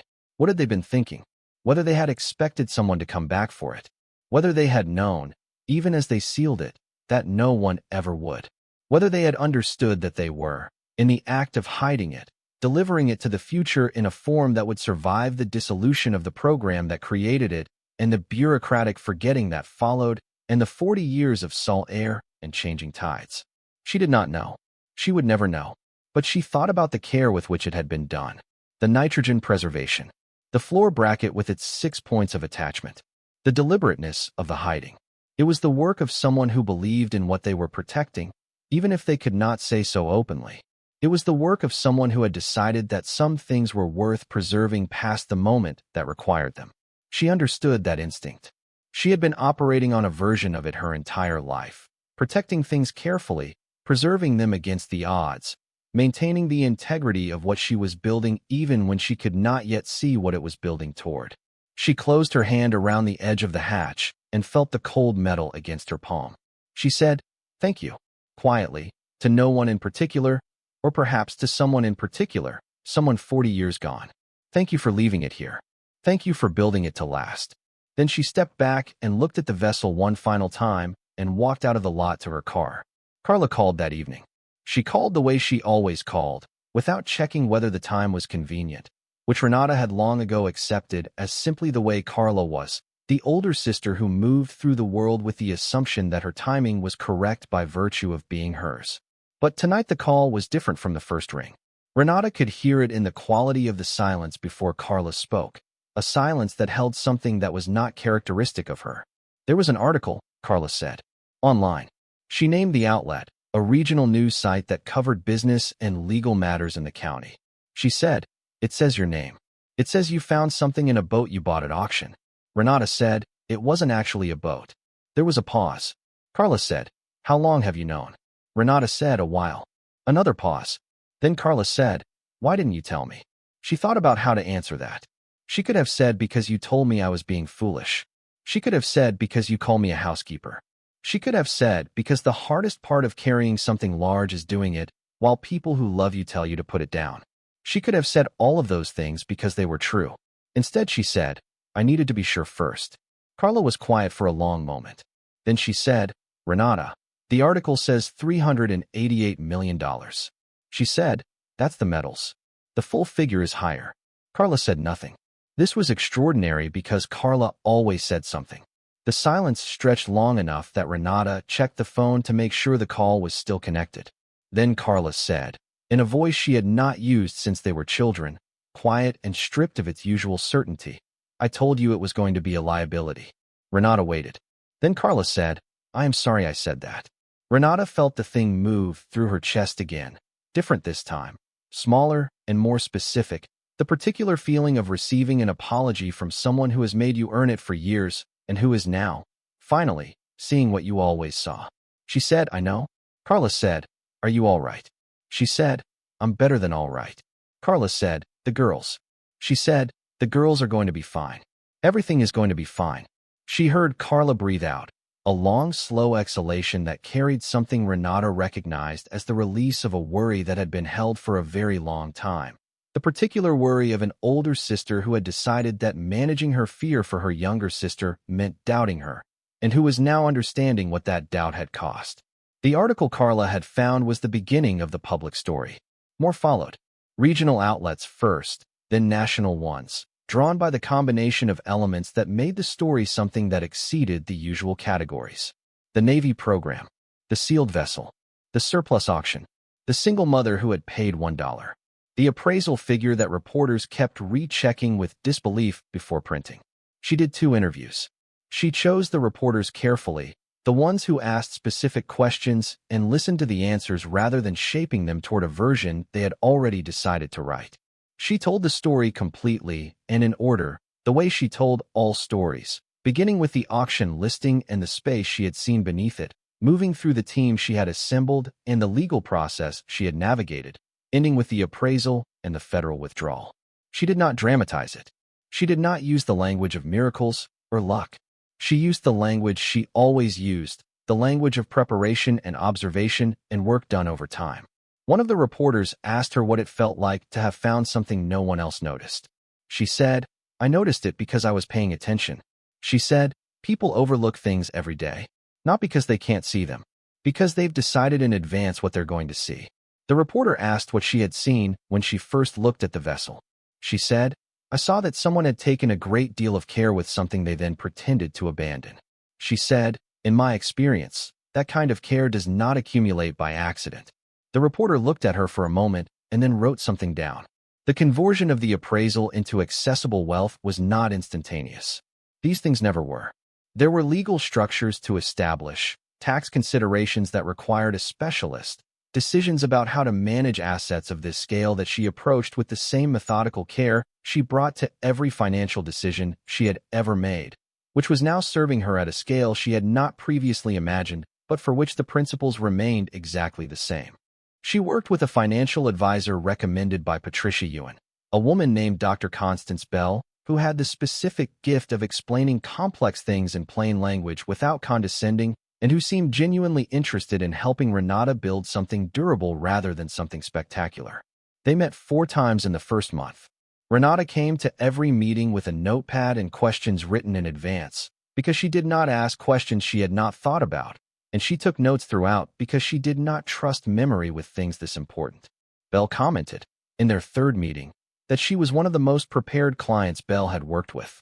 Renata said, "I have spent a long time managing things that were almost not enough. The habits don't change when the numbers do." Bell said, "Those habits are exactly what will make this last." The first thing she did, before any of the formal structures were in place, was clear the debt. Not gradually, not strategically in the way that financial advisors sometimes recommended, but all of it, at once, because the weight of it had been on her for so long that she needed to feel its absence before she could think clearly about anything else. The late rent, paid and corrected. The utility past due, cleared. Every small obligation that had accumulated the way small obligations did, through no failure of character, but simply through the arithmetic of not enough, she cleared every one. She stood in her apartment the evening after and felt the difference. It was not a visible difference. The apartment looked the same. The refrigerator was the same. The crack in the rear bumper of the Civic was the same. But the weight that had been living in the air of the apartment for years was gone, and the air without it was a different air entirely, lighter and wider and full of a space she had forgotten was possible. She got Destiny's braces. The orthodontist they had been putting off for 2 years, she called on a Tuesday morning and made an appointment for that week. She did not mention why she was finally ready. She did not need to. The appointment was made and Destiny sat in the chair, and the orthodontist said everything looked good, and they began the process. And Destiny came home that evening with the slightly uncomfortable expression of someone whose mouth is learning something new, and sat down at the dinner table and said, "It doesn't hurt as much as I thought." Renata looked at her daughter's new smile, just beginning, still adjusting, and felt something so simple it almost did not have a name. Satisfaction. The specific satisfaction of a problem that has been solved because you refuse to let it remain unsolved. She bought Mia shoes. They went together, the 2 of them on a Saturday morning, and she told Mia to choose whatever she wanted, and Mia, who had been trained by years of careful budgeting to automatically find the least expensive option, stood in the store for a long time looking at things without touching them until Renata said, "Mia, choose what you actually want." And Mia looked at her, and then looked at the shoes and chose a pair that she had clearly been wanting and had been not wanting to want, and she held them all the way home. The apartment itself she did not change immediately. She had thought about this and decided that rushing into a new house or a dramatically different life was the approach of someone who needed to perform their change for an audience, and she had no interest in performing anything. She would move when the right place appeared, chosen with the same care with which she chose everything else. For now the apartment was fine. It had been home for years. It knew them. What she did change was the refrigerator. Not because it had failed, though the gasket had needed replacing for months, but because she went to the kitchen one morning and opened it and realized she could simply get a new one.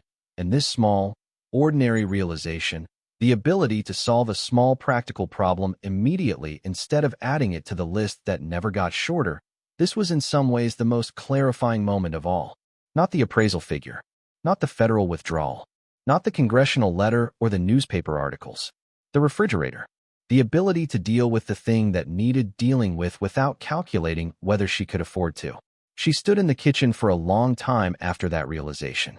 Then she ordered a new refrigerator and went to work her hotel shift and smiled at the guests checking in and handed them their key cards and told them to enjoy their stay.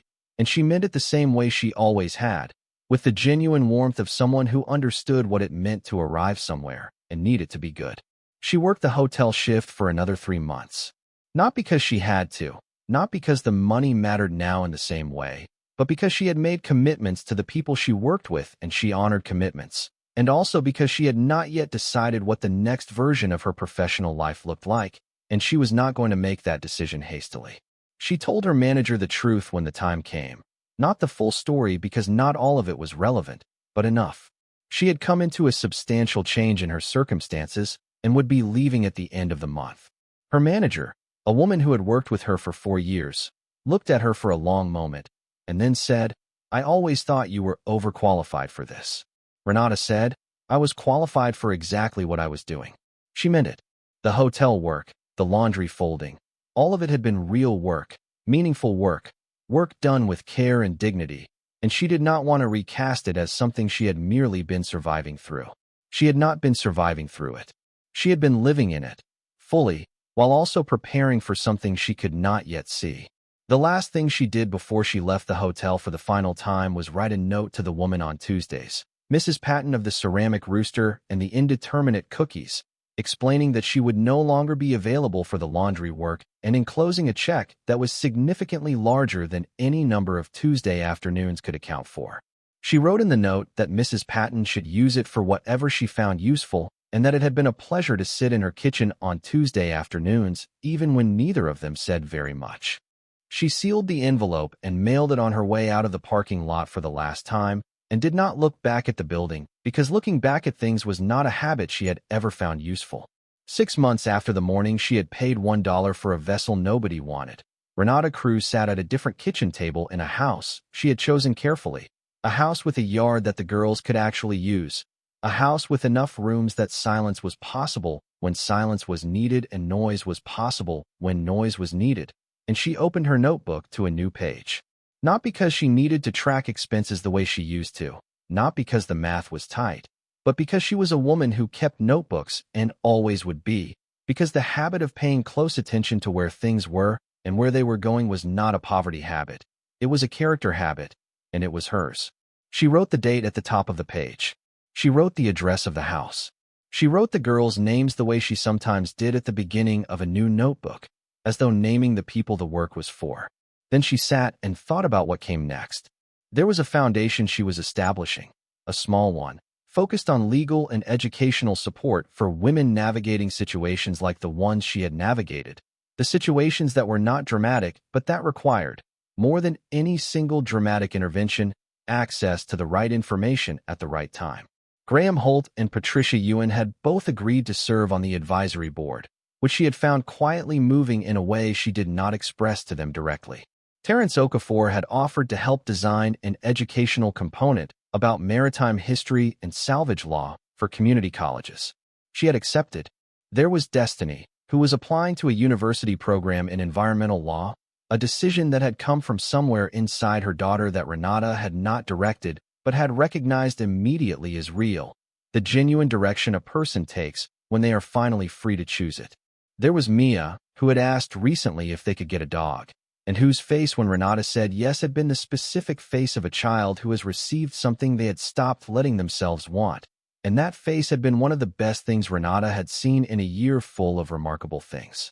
The vessel was being transferred to a maritime museum consortium that had approached her through Okafor, a collaborative of 3 institutions that wanted to restore and display it as the historical artifact it was, the last surviving intact example of its program class, complete with its documentation archive and the story of its discovery.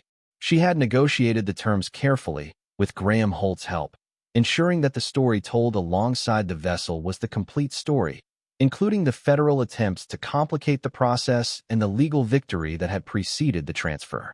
She did not want a sanitized version. History, she felt, was not well served by the removal of its difficult parts.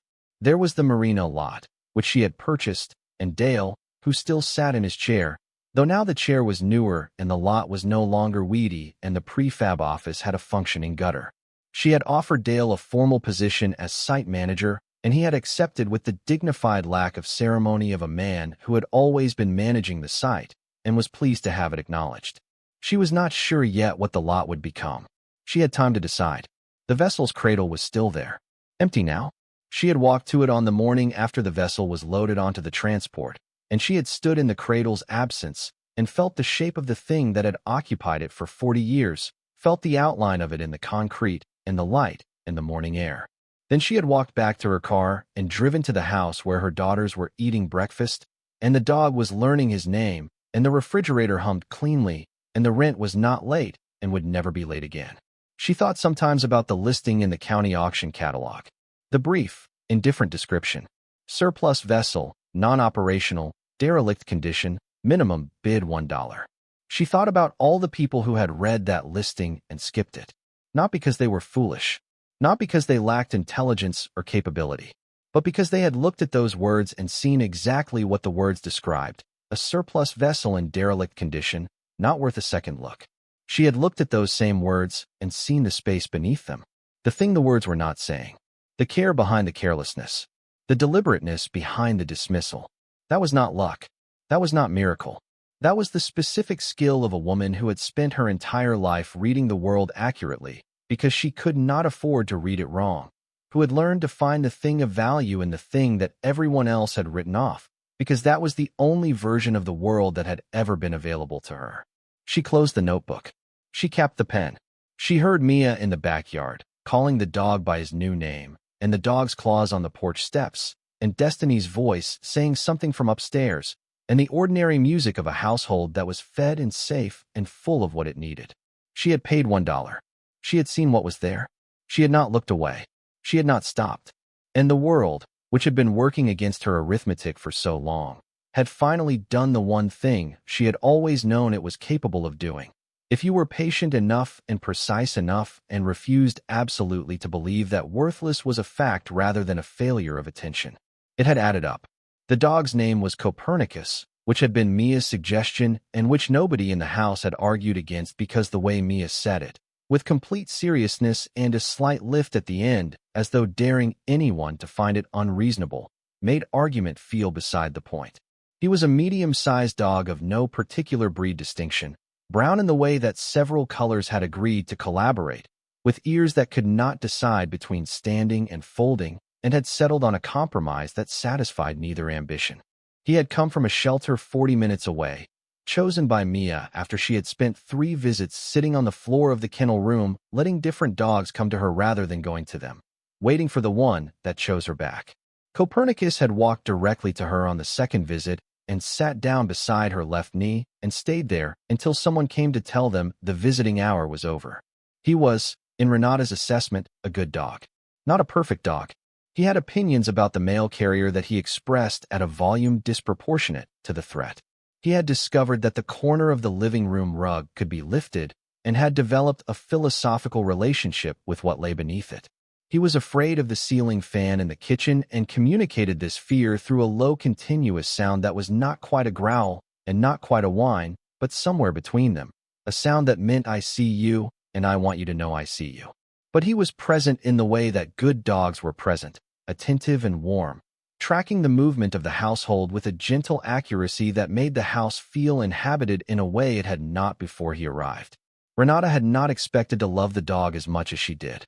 She had agreed to him for Mia's sake, in the same way she had agreed to many things for her daughter's sakes, with the practical acceptance of a woman who understood that some needs were not negotiable even when they were inconveniently timed. But within 2 weeks, she had found herself sitting on the back porch in the early morning with her coffee and her notebook and Copernicus beside her, his chin resting on her knee with a weight that felt like companionship, and she had understood that the dog was not only for Mia. He was for all of them. He was for the house, which needed living in, and for the mornings, which had always been hers alone and were better now for being shared. The foundation held its first formal meeting 4 months after Renata had filed the incorporation documents. She had spent those 4 months doing exactly what she had done with the salvage claim, researching carefully, consulting the right people, building a structure that was sound before she put any weight on it. Graham Holt had helped her navigate the legal requirements for nonprofit incorporation. Patricia Ewan had connected her with 2 other attorneys who specialized in the specific areas the foundation intended to address: property law and educational access. And those attorneys had joined the advisory board alongside Holt and Ewan and Okafor and a woman named Dr. Felicia Morrow, who ran a community legal clinic in the city and who had spent 15 years watching people lose things they should have kept because they did not know the questions to ask. The meeting took place in a room that Renata had rented in a community center 2 blocks from the apartment building where she had lived when she bought the vessel. She had chosen that location deliberately, not for symbolism. She was not a symbolic thinker, but for practicality. The women she intended to serve were more likely to walk into a community center in a neighborhood they recognized than into an office building with a lobby that asked them to justify their presence before they had said a word. There were 11 people in the room. The advisory board members, 2 women from the county who ran parallel support organizations and whom Renata had contacted after reading their annual reports, and 3 women who had been invited as prospective recipients of the foundation's first round of legal assistance grants. These 3 women were not there to be presented to the board. They were there because Renata had decided from the beginning that the people the foundation was meant to serve should be in the room where the foundation's direction was being decided. She had seen enough organizations built around a problem by people who had never experienced the problem to know that the gap between intention and usefulness was exactly the width of that omission. She opened the meeting the way she opened everything, with a clear statement of purpose and a specific agenda, no preamble that was not necessary, no performance of authority she did not need to perform. She said the foundation existed to do one thing: to put the right information in the hands of the right people at the right moment. Because most of the losses she had observed in her own life and in the lives of the women she knew had not been inevitable. They had been the result of not knowing what was possible, or not knowing who to call, or not having the money to call them even when the knowing was there. She said the foundation was not going to save anyone.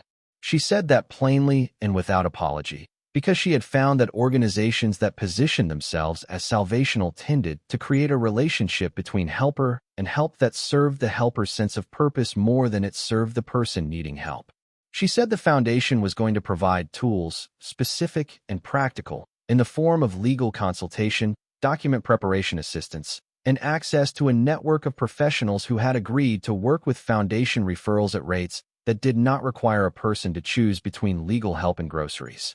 Dr. Morrow, who had spent 15 years watching people choose groceries, said that was the most accurate description of useful legal aid she had heard from someone who had not spent 15 years watching people choose groceries.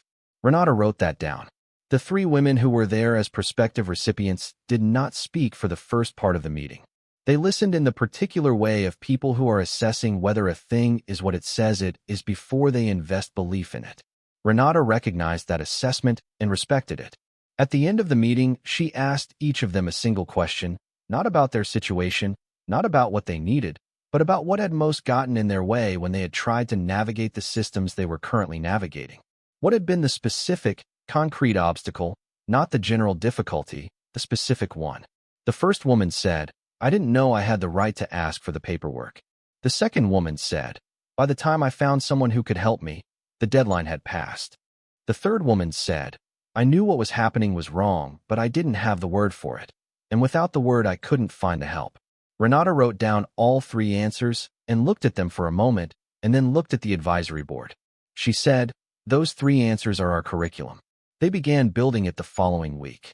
The challenges that came with running the foundation were different from the challenges she had expected, which was itself something she had expected, because in her experience the challenges you anticipated were never exactly the ones that arrived.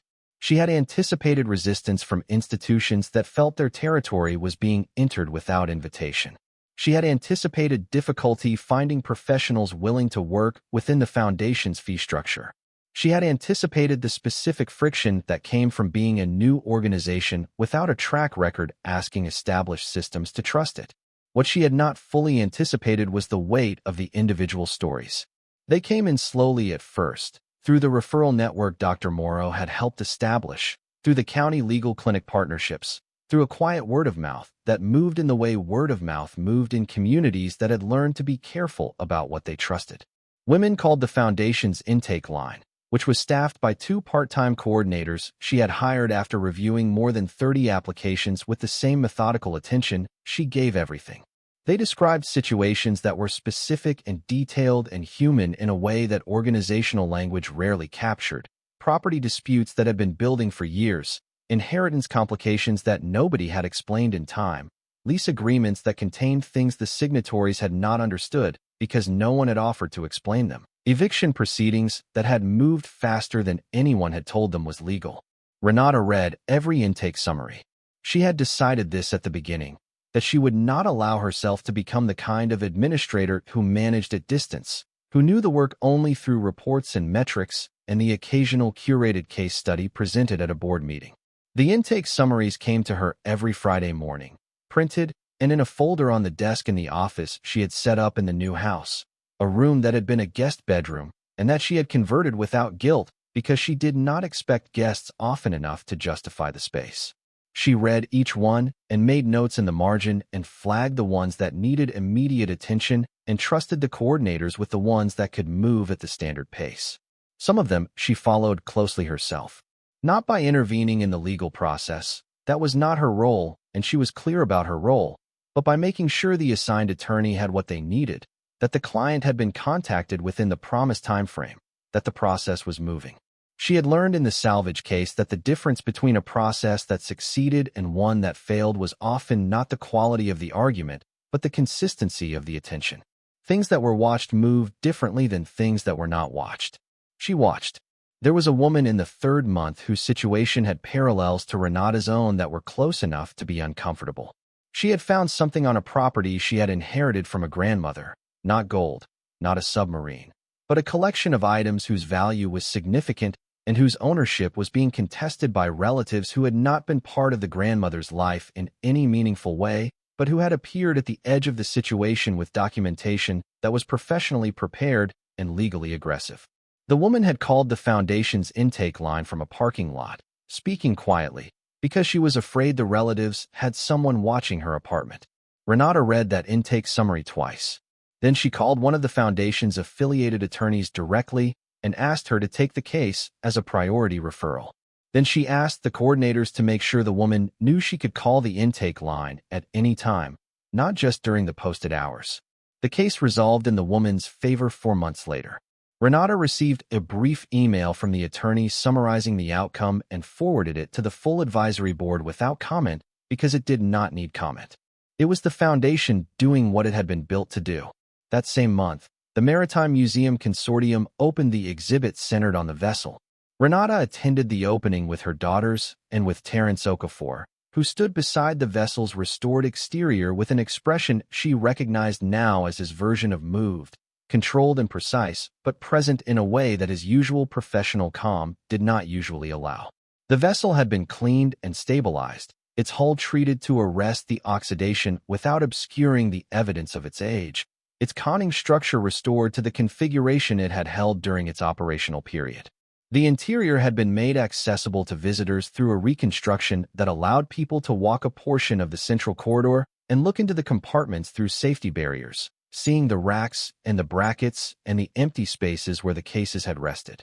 The documentation archive was displayed in a climate-controlled gallery adjacent to the vessel exhibit, its contents reproduced at archival quality and organized chronologically by a team of historians that Okafor had helped assemble. The original documents were secured in preservation storage, but were accessible to credentialed researchers through a process the museum had established in consultation with him. He had spent 3 weeks working with the museum's curatorial team on the exhibit interpretation, making sure the program's history was presented completely and accurately, including the parts that reflected poorly on the institutions that had overseen it. The museum director had been initially cautious about that dimension and had eventually agreed. after several long conversations with Okafor, that the institutional discomfort of accuracy was preferable to the institutional embarrassment of a sanitized version that someone would eventually correct. The exhibit's interpretive panel that described the discovery of the vessel was the one Renata read most carefully. It was factual and specific and gave credit where credit was due. It named her by name. It described the auction and the dollar bid and the chain of decisions that had followed. It said that the vessel's discovery and the legal process that secured its contents for public benefit had been the result of persistent and methodical effort applied over the course of more than a year. Persistent and methodical effort. She had written those words to the museum's curatorial team in an email when they had asked for her input on the language, and they had used them, and standing in front of the panel reading them, she felt the particular satisfaction of a thing being described correctly, the thing itself and the work behind it, visible and accurate, and there. Mia stood beside her reading the panel, and then turned and said, "They spelled your name right." She said, "I checked the proof." Mia said, "Of course you did."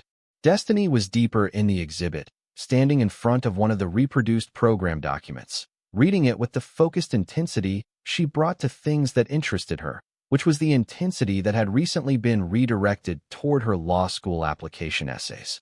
She had been admitted to 2 programs and was deciding between them with a thoroughness that Renata recognized as her own habit applied at a scale she was proud to witness. She had spread the program materials across the kitchen table in the new house more than once and sat with them the way Renata had sat with the auction catalog and the appraisal report and the intake summaries, reading carefully, marking the things that mattered, building a picture out of specifics. She had asked Renata, during one of those sessions, what she thought was the most important thing she had learned from the Salvage case. Renata had thought about that for a moment. She said that the gap between what something is and what it appears to be is where most of the interesting things live. Destiny had written that down, which was a thing Renata noticed with more feeling than she showed. The question of what came next for Renata herself was one she had been sitting with for several months by the time the museum exhibit opened. Not anxiously, because anxiety required a belief that the future was in danger of going wrong, and she no longer believed that in the way she once had. But attentively, the way she sat with all-important questions, turning them slowly, looking at each face. She had been approached, in the months since the story became public, by people who wanted things from her. Some wanted money, charitably framed. Some wanted association, the proximity to a story that had become something people wanted to stand near. Some wanted her expertise in a form that was flattering but vague, consulting engagements, advisory positions, speaking invitations at conferences whose themes were adjacent to her story without being precisely about it. She had declined most of these, not from suspicion, though she was not without suspicion, but from the same principle that had guided her through the Salvage process. She did not take steps she had not thought through. She did not put her name to things she did not understand. She did not allow the momentum of other people's interest to substitute for her own judgment about where her time and attention belonged. What she had accepted, after careful consideration, was a position as a visiting lecturer at a coastal university whose maritime law program had reached out through Patricia Ewan. The position was specific and bounded, 2 sessions per semester, each one focused on a particular aspect of salvage law and federal property dispute resolution, taught from a combination of legal principle and direct experience. She had spent 6 weeks preparing for the first session with the same thoroughness she brought to everything, building a framework that was honest about what she knew and what she had learned from people who knew more than she did, because she had found that the most useful teaching acknowledged both categories clearly. The first session had 12 students, most of them in the second year of the program, selected by the faculty to attend based on their interest in the specific subject matter. She had walked into the room with her notebook and a single page of notes, and had begun not with the law, but with the auction catalog listing. The 11 words that had started everything: surplus vessel, non-operational, derelict condition, minimum bid $1. She had written those words on the board and asked the students what they saw. Most of them described what the words said. A derelict vessel. Minimum value. Probably not worth the processing fee. One student, a young woman in the back row who had the slightly distracted quality of someone who was always thinking about something just adjacent to what was being discussed, had said, "I see a description written by someone who wanted to discourage interest." Renata had looked at her. She said, "Tell me more about that." The student said, "The word derelict does a specific kind of work. It's not just descriptive, it's evaluative. And when you use an evaluative word in a factual listing, you're not giving information, you're giving a conclusion. And the conclusion might not be yours." Renata had written that on the board beneath the original words. She said, "That is exactly the right question to be asking. Every time." The student's name was Priya, and she came to Renata's office hours 3 times in the first month, not with questions about specific cases, but with the broader questions that specific cases were built on, questions about how you distinguished between information and interpretation in legal documents, about how you read the negative space in a contract or a listing or a transfer order, about what it meant to pay attention in a disciplined rather than an anxious way. She was the kind of student who made teaching feel like a conversation rather than a performance, and Renata found herself looking forward to the sessions in a way she had not expected when she had accepted the position. She told Okafor about Priya during one of their regular calls, which had become a feature of her weeks, conversations that moved between the professional and the personal with the ease of people who had built trust through a shared ordeal and had decided the trust was worth maintaining past the ordeal itself. He said it sounded like she was describing herself at that age. She said she had not gone to university at that age. She had been working 2 jobs at that age. He said he meant the quality of attention, not the credential. She said she took his point. There were harder months. The foundation's work, for all that it was meaningful, carried weight that did not leave the office when she closed the door. The intake summaries described real situations with real stakes and real people attached to them. And the habit of close attention that made her effective also meant that she carried the details home with her in a way that sometimes made the evenings heavier than she wanted them to be. She developed practices for managing this, the same way she had developed practices for managing everything, deliberately and with attention to what actually worked rather than what was supposed to work. She walked in the evenings, usually with Copernicus, through the neighborhood that was becoming familiar to her the way neighborhoods became familiar, through repetition and weather and small accumulated observations. She had identified the house 3 streets over where someone always had music playing in the early evening, low and steady, a sound that she found orienting in a way she could not explain. She had identified the specific point on the route where the streetlight cast a shadow that looked like something else entirely, depending on the season. She paid attention to these things the way she paid attention to all things, because paying attention was not a skill she could turn off, and she had decided to stop trying. Destiny left for law school in the fall. The departure was practical and managed with the thoroughness Renata had expected, lists made, items packed in a sequence that reflected priority rather than sentiment, the important things protected and the less important things trusted to chance. The morning she left, they stood in the driveway of the new house, and Renata held her for a moment longer than she usually held people, and then stepped back and looked at her daughter, who was 22 years old, and had her mother's habit of paying attention and her own way of using it, which was sharper and more argumentative and likely to be very useful in a courtroom. She said, "Call when you get there." Destiny said, "I know, Mom." She said, "Call when you get there." Destiny called when she got there. Mia was quieter in the house without her sister, not unhappy, but recalibrating in the way that people recalibrated when a long-standing presence reorganized itself. She spent more time in the backyard with Copernicus, the 2 of them conducting investigations of the garden that produced no conclusions, but seemed to satisfy both parties. She had started a project, self-directed and unexplained to anyone who had not asked, which involved photographing things in the neighborhood that most people walked past without stopping. Door handles, the texture of old brick, the specific shape of a shadow at 4 in the afternoon. She printed the photographs and pinned them to the wall of her room in an arrangement that was not random, but whose organizing principle she had not yet shared. Renata did not ask about it. She had learned with both girls that the questions that mattered most were the ones they brought to you, not the ones you carried to them.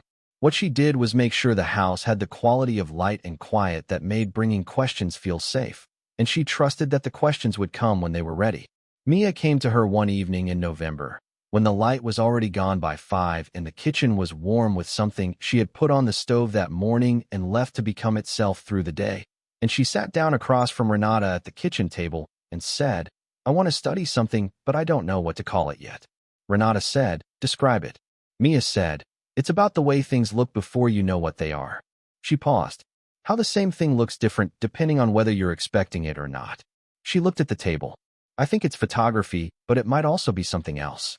Renata looked at her daughter. She said, it sounds like you're describing epistemology. Mia looked up. She said, what's that? She said, it's the study of how we know what we know. What it means to see something accurately. What gets in the way? She said, there are people who spend their entire careers on that question. Mia sat with that for a moment. Then she said, is that a thing you can study in school?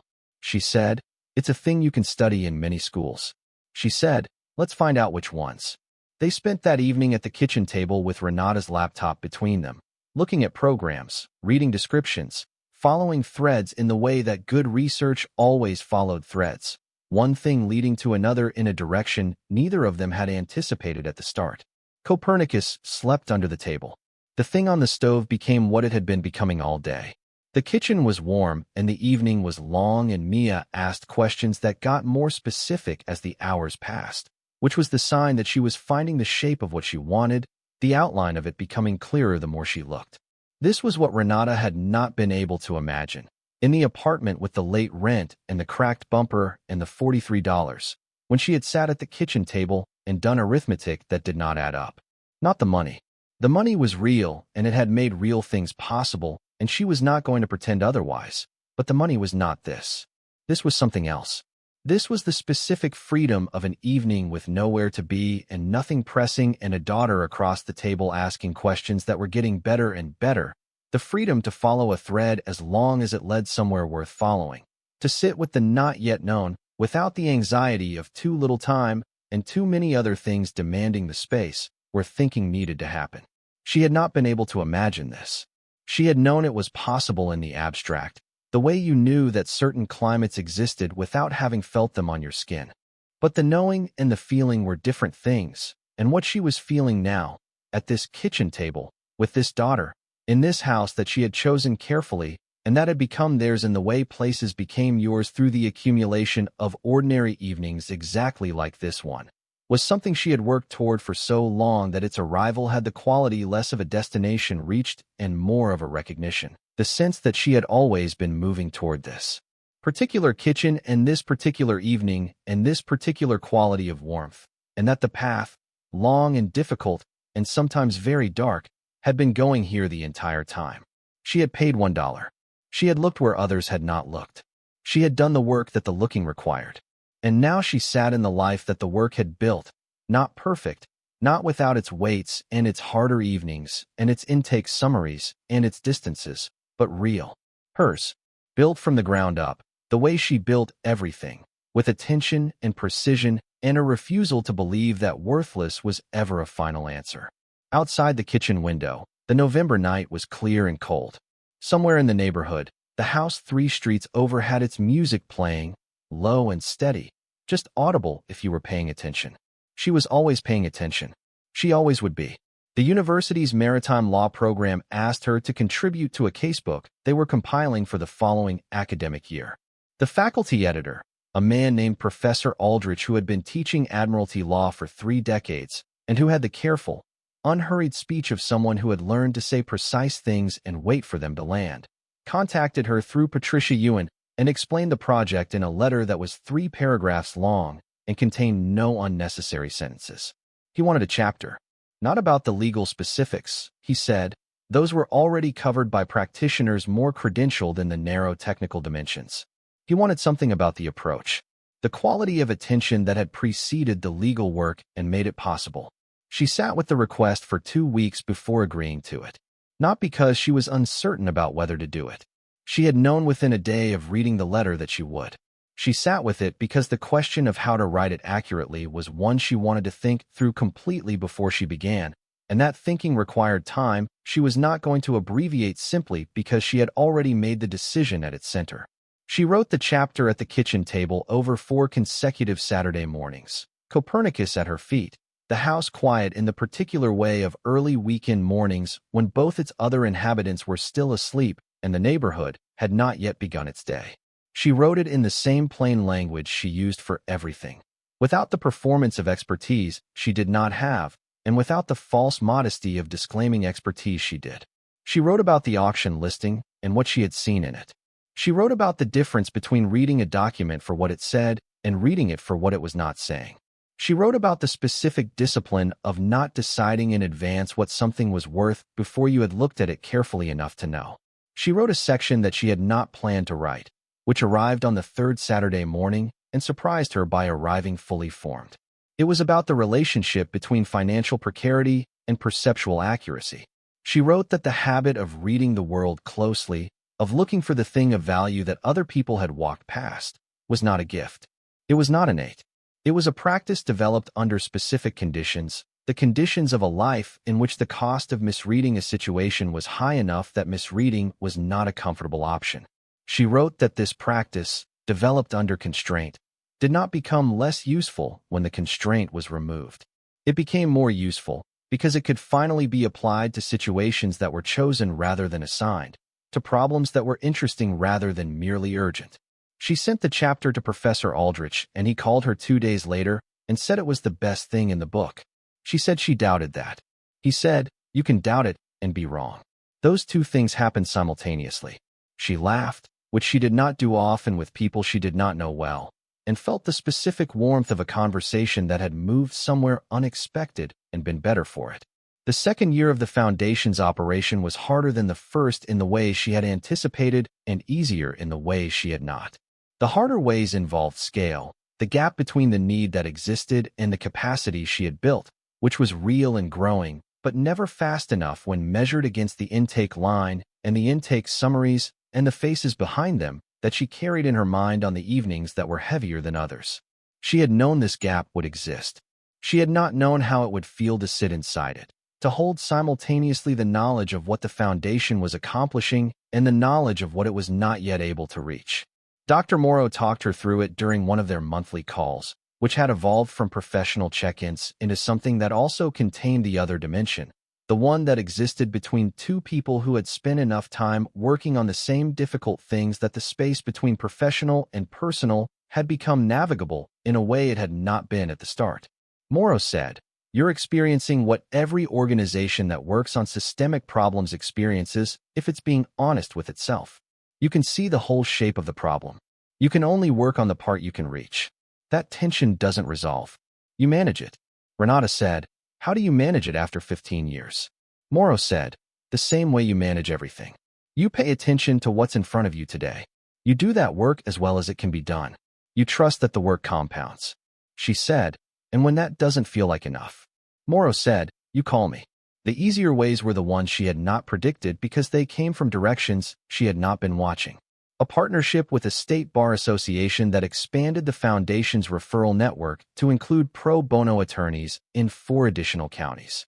A grant from a family foundation whose trustees had read the casebook chapter and contacted her independently. A conversation at a conference she had attended reluctantly because conferences were not her natural environment, with a woman who ran a similar organization in a different region and who proposed a collaborative model for sharing resources and referral infrastructure that Renata spent 3 weeks analyzing before agreeing to, because she did not agree to things she had not analyzed. The collaboration worked better than she had expected. It worked because the woman who proposed it, whose name was Claudette Reyes, and who had built her organization over 7 years in circumstances that were different from Renata's in their specifics and recognizable in their essentials, operated from the same principle that Renata operated from. She was not interested in visibility. She was interested in outcomes. That distinction, in Renata's experience, was the most reliable indicator of whether a partnership would produce what it promised. Priya graduated from the Maritime Law program in the spring of the Foundation's 2nd year. She had written her thesis on the legal framework governing the disposition of contents in federal surplus property transfers, a topic that had not previously been the subject of a dedicated academic treatment, and that, her faculty advisor noted in the thesis evaluation, had been materially advanced by the subject matter it chose to examine. She sent Renata a copy of the final document with a note that said simply, "None of this without you," and that is documented in the footnotes. Renata read the thesis over 2 evenings. She read it the way she read everything that mattered, slowly and with a pen in hand, marking the places where the argument was sharp and the places where it could be sharper.